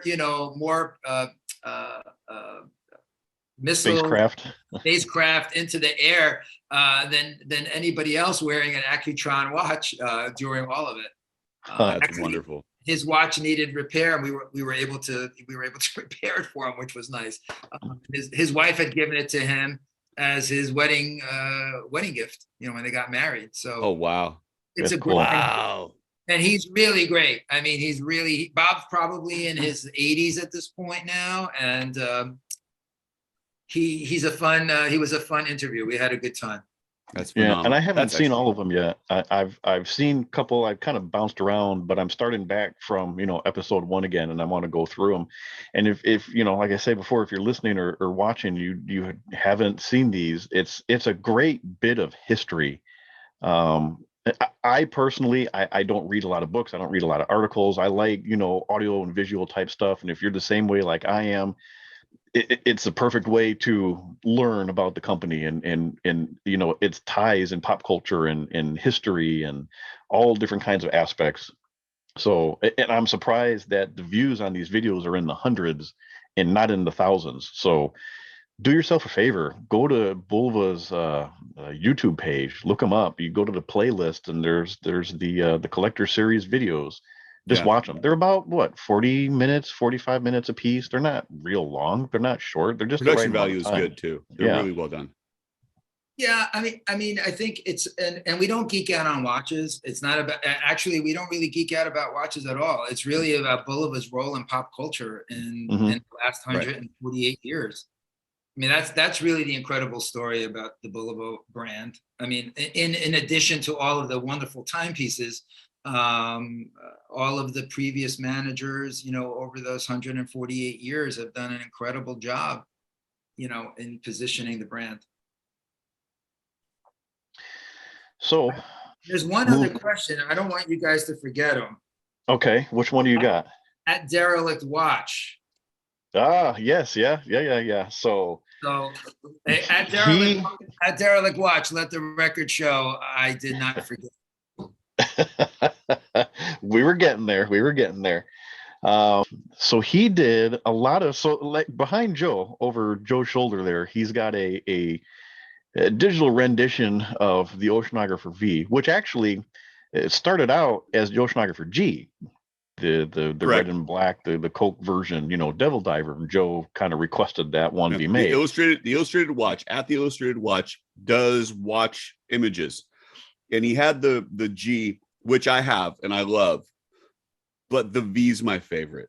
And I asked him, and it's like, so how could I get one of these? He's like, it'd be this much, and I'm like, could you do it in orange? And he said, I can do that, and that's the result, which ended up with the Cerakote version of the Devil Diver that I have done to match that. More specifically, the warranty voided Cerakote. Warranty voided. Joe, I got your back, Joe. Don't worry. I'll send it to you direct. No, I got your back. Perfect. So I think Derelict Watch kind of saw that and got the idea of coming up with some different renderings of the oceanographers in different colorways. Well, hang on a second, because the part of the inspiration for that is hanging right up here on the lamp I have. Give me just a moment. Is it still hanging? It is. It's still hanging. You're gonna have to explain this because I don't think Michael understands what it is that's going on here. So I told you that like my Oceanographer V has a new old stock dial, well, the original dial that came with it had some damage to it. And I have hung that up on a ultraviolet light, and the orange, other than that spot right by about 230, which is covered in oil, the orange has faded to this white. And wow. I want that. I'm sorry. I want that. I think that's cool. That might be apocryphal. That might be heretical. White. He wants dialed oceanographer. A white dial. I like that. Okay. All right. That's just saying. That derelict watch wasn't asking about that. No, he wasn't. He was he did renderings. He did a few different renderings. Questions, or are these at derelict watch questions? The derelict watch did a few different renderings of Bulova oceanographers that dial style in different colors. I have a favorite. Do you really? I do. And the favorite is? I'm going to call it Purple Rain. Oh, that is so good, though. That was really good. Yeah, that is of the renderings that he sent. The purple is really nice. Purple is really different. We don't have anything like that. I don't think I don't know if we've ever made a purple watch in the past, but very, very cool watch. Interesting. First. Interesting. I'm sure he's beaming with excitement right now. And I love Prince, so I would call it #Purple Rain. Oh, Purple Rain. Oh, I'm in. I'm so in. That's there you great. Go. So, God, so derelict watch. If you print it out and frame it real nice, you can send that Purple Rain print over to Michael. I'm sure he'll hang it up in his office, or maybe on the shelf behind you there. Put it in the museum. Put it in the museum. Let's see. What else do we got here? We've got. I'm assuming Mr. Shepherdson at Mr. Shepherdson. We kind of covered this a little bit. It talks about making of the new tuning fork movements again, but does Bulova plan to support repairing of tuning forks? And I guess that's kind of self-explanatory a little bit in the conversation that we had. It's hard to do. We try to find folks that can. We'll refer, people, we'll refer folks that have a watch that needs repaired to someone that maybe can help, but we don't have anyone in the company that can even fix them at this point. So do you have people that you could refer them to, though? We have a few people that we can refer to, yes. And if they call the repair center, they will give them a couple of folks to. Okay, so I was just going to say, who should they contact? But get a hold of the repair center, and you can get referred to somebody who does repair them. Then. Yeah, it's not us. I mean, right. We're trying to help. It's we can't endorse them. We don't. There's no. It's a difficult proposition because it's such a weird little minefield. Like who knows what the technology is? Who has the parts and the repair tech? It's an incredibly specific thing, and it's not a general knowledge set. And knowing what the specifics are of the movement, how the movement works, all of the problems surrounding the movement, it makes a bit of a difference. And that's just from my experience. But what's cool is if you are new to these and you don't know, and you get one and it needs repair, and you kind of have no idea where to go, at least you guys are helping point them in the right direction. So that's kind of cool of you guys to be able to help them, push them along a little bit. Yeah, but again, it's just we're just referring. I mean, we don't, we can't even, we can't guarantee that they'll even be able to do it. It depends on every watch, right? Some watches are more far gone than others. Some maybe only need a minor adjustment, or maybe just a cell, a cell change, and that's also complicated to find also sometimes as well, from what I understand. The rephasing of the old movements to the new modern cells, because it's not a silver oxide battery anymore, which are no longer being produced. It's a little bit of a minefield. You have to know what you're doing. You have to know how it works in order for it to all come together. So yeah, I get that. So I want to take a moment here and apologize to everybody, because I know this is probably one of our longer episodes, but I feel like it's so much fun, though. It's so much fun, and it's maybe a little overdue to be doing something like this and answering the listeners' questions and not necessarily our questions. But we have just a couple left. Are we good to go for a couple more, Michael? Yeah, Joe Rogan goes for 4 hours, so I mean, The challenge accepted. We can I go need to back to refill. pizzas again. So we've got where was it? So second hands. I always have to say that a couple times in my head. Second hands. Seconds hand. I always screw it up. He Yeah. knows who he is. He said, "I'd love to know if Tommy. He was a guest on our show. I'd love to know if Bulova has plans for dipping into their 1980s pieces for the archive series due to their popular and 80s culture becoming a staple of culture presently." That's a lot of culture. That's a lot of culture. yeah, I mean, it's funny. Joe and I were just chatting before we started up the show today about the 80s, and it was a very successful time of the year time period commercially for Bulova, especially from let's say 85 onward. But I would say the company was very commercial at that time, and so they were making a lot of watches that were on trend. Trend in terms of what was happening in that time period, maybe with even other watch brands. I don't know how cutting edge they were in terms of their own design or even technology. There's nothing that stands out to me at that point, but I'm certainly open if he has a couple of examples of things that he thinks. I mean, one of the things that we were talking about that when Mike was glitching, and Mike, you can chime in on this too. Thinking about it from a vintage space, what do you remember from Bulova from the 1980s? Which is no offense to Bulova because they were making watches for that whole decade, but like specifically, what stands out from that time period? There really isn't a lot. It tends to go from late 70s to 90s.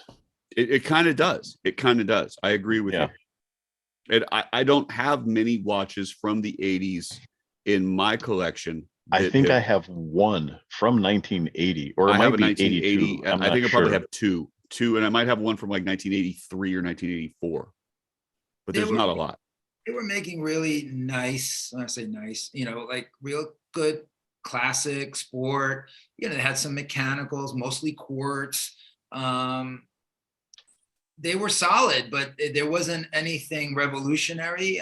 They were, they were not breaking any new ground. And that seems to be looking at the people that have been doing vintage reissues across the board, any other brand.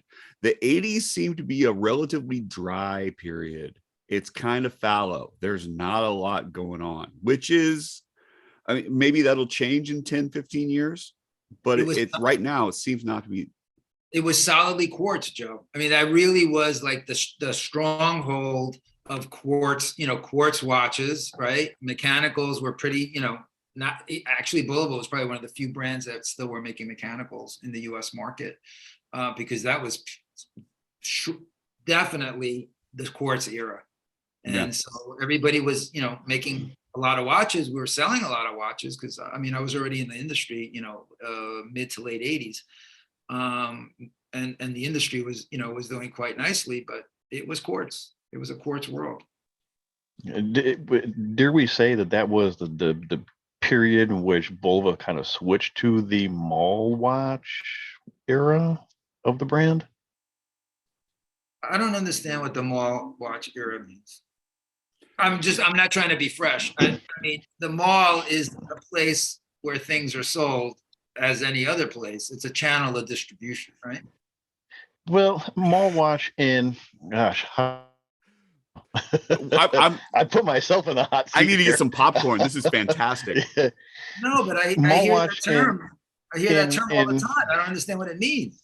A highly accessible, perhaps slightly bland design because it's marketed towards a much broader audience than specific groups. So it designs that appeal to a wide range versus specific designs and things like that. You realize that you're speaking Michael's language completely. It's like, I can sell more watches doing this. I'm appealing to the common denominator. How is this bad? But I think like, perhaps late 80s into the 90s was a very mall watch time for Bulova. And not that it's a bad thing, because I think that's what kept the company afloat during that time. And then things picked up late 90s, early 2000s into a lot of what the iconic pieces that have carried throughout even till now. I'm drawing a complete blank here.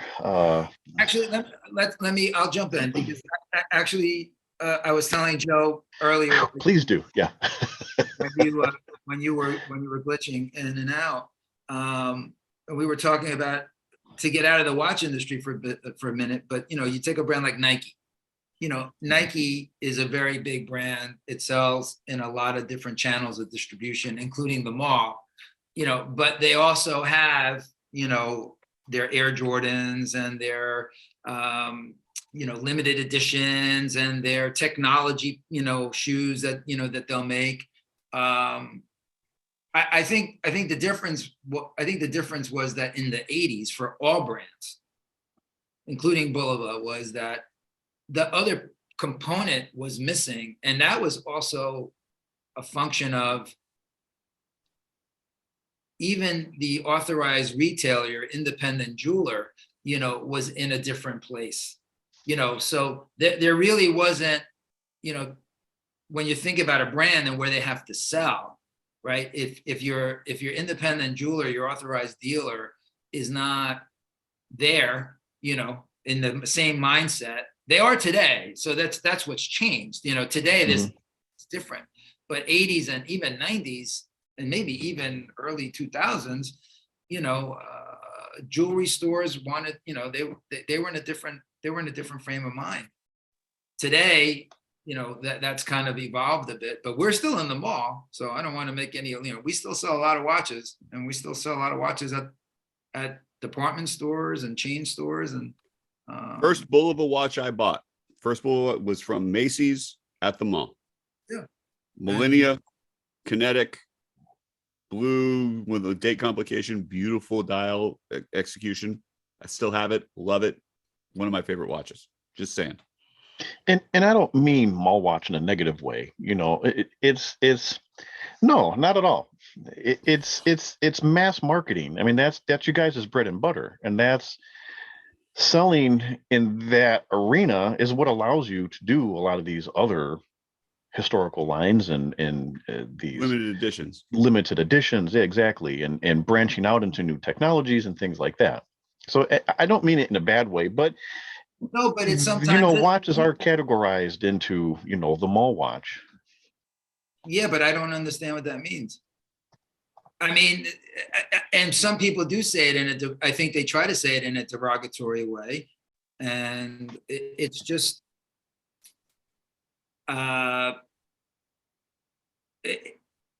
we sell where people are. That's where we sell. We sell where people want to buy. Mm-hmm. So some people want to buy at the mall. Some people want to buy online. Some people want to buy at their authorized independent jeweler down the block. Some people want to buy, at whatever channel of distribution there is today. So we're everywhere where people want to shop, because we're a brand that also starts at $300. Yeah. Mm-hmm. We go from we're not Vacheron, we're not Audemars Piguet. I mean, they make beautiful watches, but of course they can't be sold at Macy's.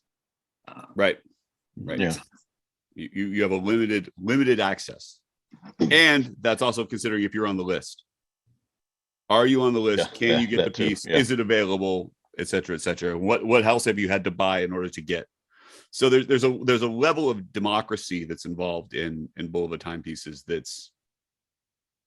And Joe, you hit it right on the head. I mean, I've always said that. Actually, I've used that word. I said we're a very democratic brand. The brand has always been very democratic. The history of the brand has always been, a watch almost I don't want to get corny here, but like for the people, of the people in a way, you know, it's like, it's affordable, it's attainable. It's Mhm. not, you know, you can still own, you know, a very fine timepiece and not have to, you know, mortgage the house. Right. Right. Yeah. So moving on, trying to dig myself out of this hole here. Yeah, Mike, I have to go to the mall. We'll go together. The last couple questions are all kind of cover the same category here. Let's see, 357 mag and Bulovas and bolt actions. They're both kind of in the same category as usernames too. They're talking about shared technology between Citizen and Bulova. So how is Citizen with Bulova? Do they oversee design? Any plans for Bulova to collaborate on technology like EcoDrive, solar? What else do we have here? Does Bulova have a full access to the full range of Citizen technology? Again, the EcoDrive radio controls, super titanium, etc. And if you don't have access to the full range, what do you wish that you could have from Citizen to incorporate in Bulova watches? Because you alluded to it slightly when we were talking about the electrostatic drive, that's a Japan developed movement. For And so that, Accutron. like, For right, Accutron. I mean, they worked on that specifically for Accutron. right. So from the you know, right out of the box, you know, that's what they were already, you know, they were thinking. So the group has tried to have some clear lanes, you know, for Citizen and Bulova. You know, we do cross over in terms of price point. So we are very careful that we don't want to make the same product, you know, one being a Citizen and another one being a Bulova, and then, you know, bash heads at the mall. So like that, Joe? I see what you did there. So you know, early on, I would say, you know, and EcoDrive was always a Citizen movement. It's always been in Citizen. So you know, we've historically not been there. Never say never, but you know, at this moment, there's no plans for us to be using EcoDrive. In terms of the satellite wave and some of those other movements, again, I think we try to stay separate. It's not that, you know, the group is making all of these movements, but we're also trying to be judicious of how we market them within each brand. Right, because Citizen doesn't have Precisionist or even the 262, right? So that's exclusive. Exactly, and Curve, which is the right. world's only curved chronograph movement, they don't have. We've been very large in mechanicals. They just now are starting to bring in some mechanicals, but up until really last year, Bulova had exclusively, you know, mechanical watches, and Citizen was really selling EcoDrive and quartz. So we try to come at it from having separation and having a point of view that's specific to the brand, and then offering exclusive things that can only be purchased within one brand or the other. So if you really want that, you have to go to brand X. If you really want that, you have to go to brand Y, because we don't want both brands to be competing with each other, at least as much as possible, not competing with each other.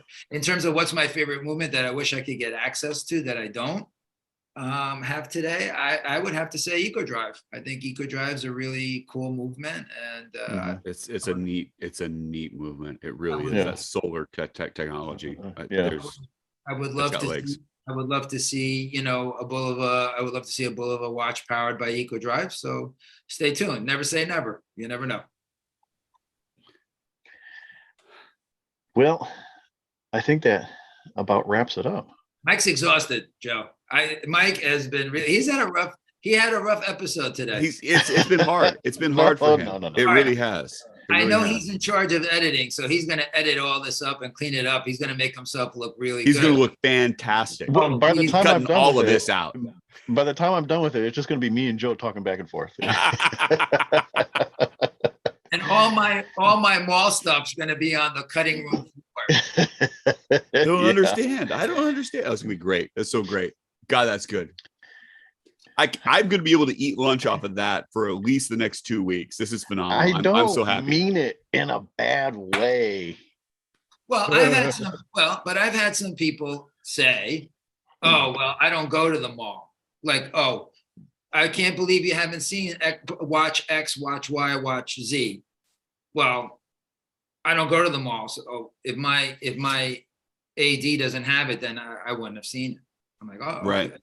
I don't like going to the mall either, by the way. I'm not a big mall rat or a mall guy, but Online. That's where I live.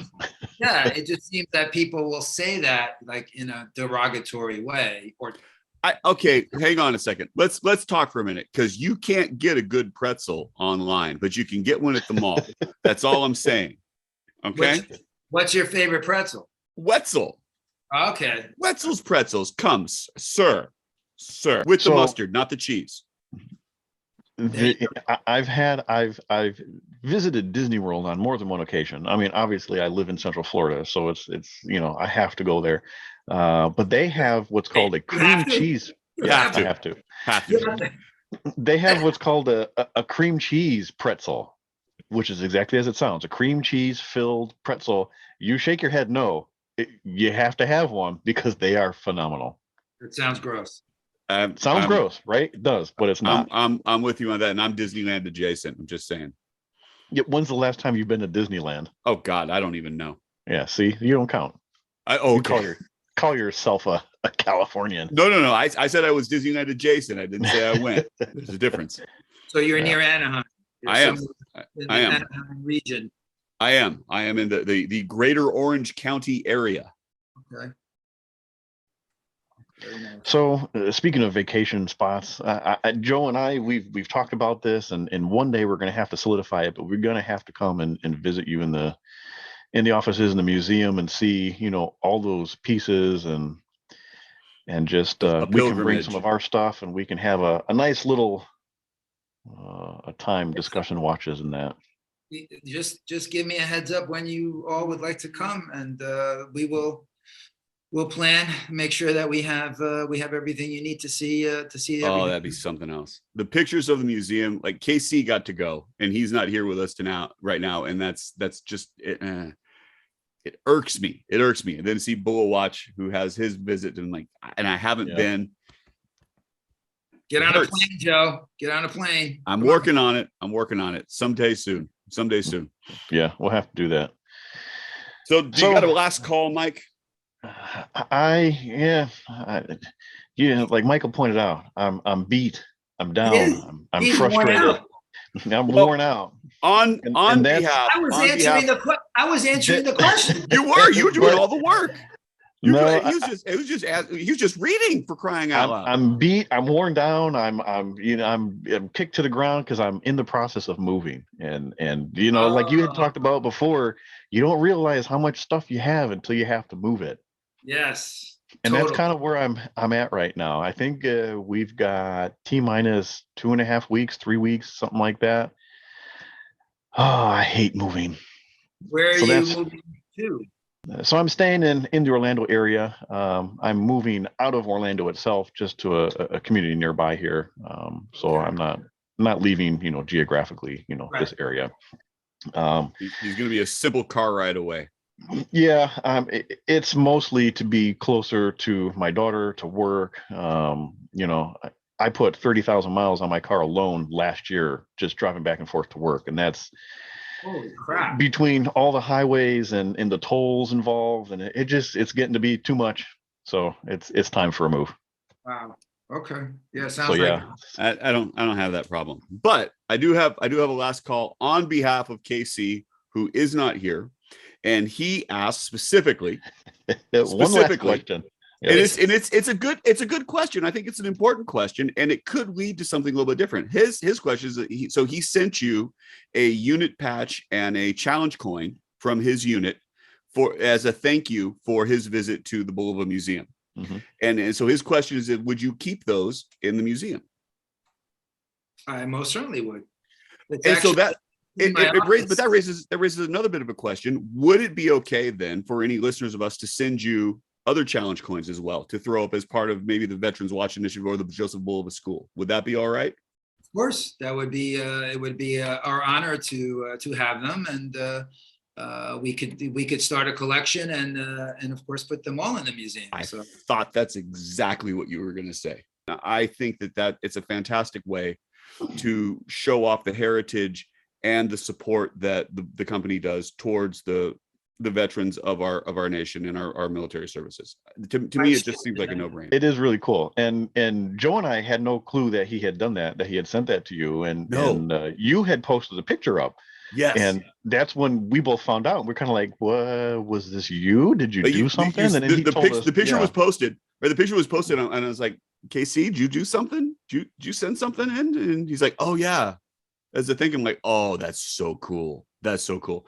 I love the idea. I think that it's a fantastic bit of.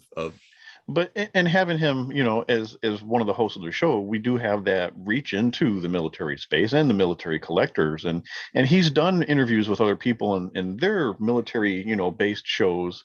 So like Joe was saying, it could turn into something real cool for you guys. Yeah, I like that. That appeals to me greatly. There's very few brands that have the legacy and the heritage in the military than Bulova. I mean, there's just very few. From the depth that the brand contains. Yeah, I agree 100%. And that's even as we've gone through your most recent, the Accutron Astronaut reissue, and its participation in the X-15 trials, as well as the SR-51 as an issued watch. And without going into the rest of the history and the A11 and the A15 and the A17 watches. The last 5-star general in the U.S. military is Omar Bradley, and right. He retires from the military and becomes a chairman of the company. So for over 15 years. So there's some there. There's a lot there. A little bit. Yeah. Michael, you got anything? Any last call? Anything that you want to add? I just want to say thank you to everybody. I really appreciate all the questions, and people took time, energy, and thought to put those questions out. That never gets lost on me.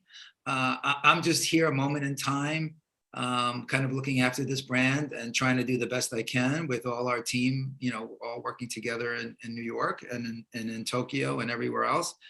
And so I'm very appreciative of the energy that you, Mike, KC, I mean, you're 3 representatives. I know there's more behind you. And that's really the secret sauce for this brand. I mean, it's really the energy. You give us energy.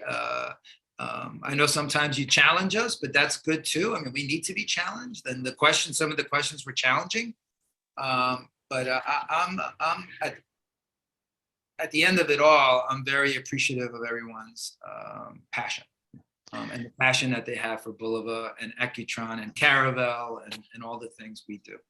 Thank you for coming on. Thank you for your time. I mean, we've been recording for, I don't know how long the actual episode is going to be, but we've been on here for almost 2.5 hours now. Time flies by every time we talk with you. We really truly enjoy sitting and having conversations, and I'm sure we could go for hours. If you want to do a 4-hour podcast, hey, we could probably make that happen. Let's save the 4-hour one maybe later in the year. We'll have a couple of big introductions so we can really get crazy. Yeah, so we've got something coming up. Well, you guys have a lot of stuff coming out. One in particular that I'm really excited about, and I'm really trying my hardest not to say anything, but I can't wait for when we have that discussion. Like I said in the beginning of the show, you're going to be a regularly scheduled guest of ours. So we'll see you again, which is March.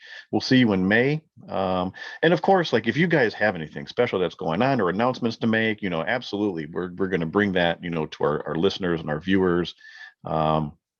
And then we'll see, if you guys love this Michael content, let us know, put comments in, DM us. We all have our Instagram names, Watch Taylor Youth, 120 clicks, Bulova 150. Michael, you make yourself very accessible on Instagram. I would imagine, are you okay with people messaging you? Yeah, I mean, just be patient with me. I may not be able to get back to you right away, but I get a lot of folks. Everyone's been really. I mean, the at Bulova 150 is relatively new. I have another personal account, but no one wants to see those pictures of my family and whatever. So I said, you know what? Let me start up the Bulova 150. Also, as we march towards the 150th birthday, I thought that would be fun.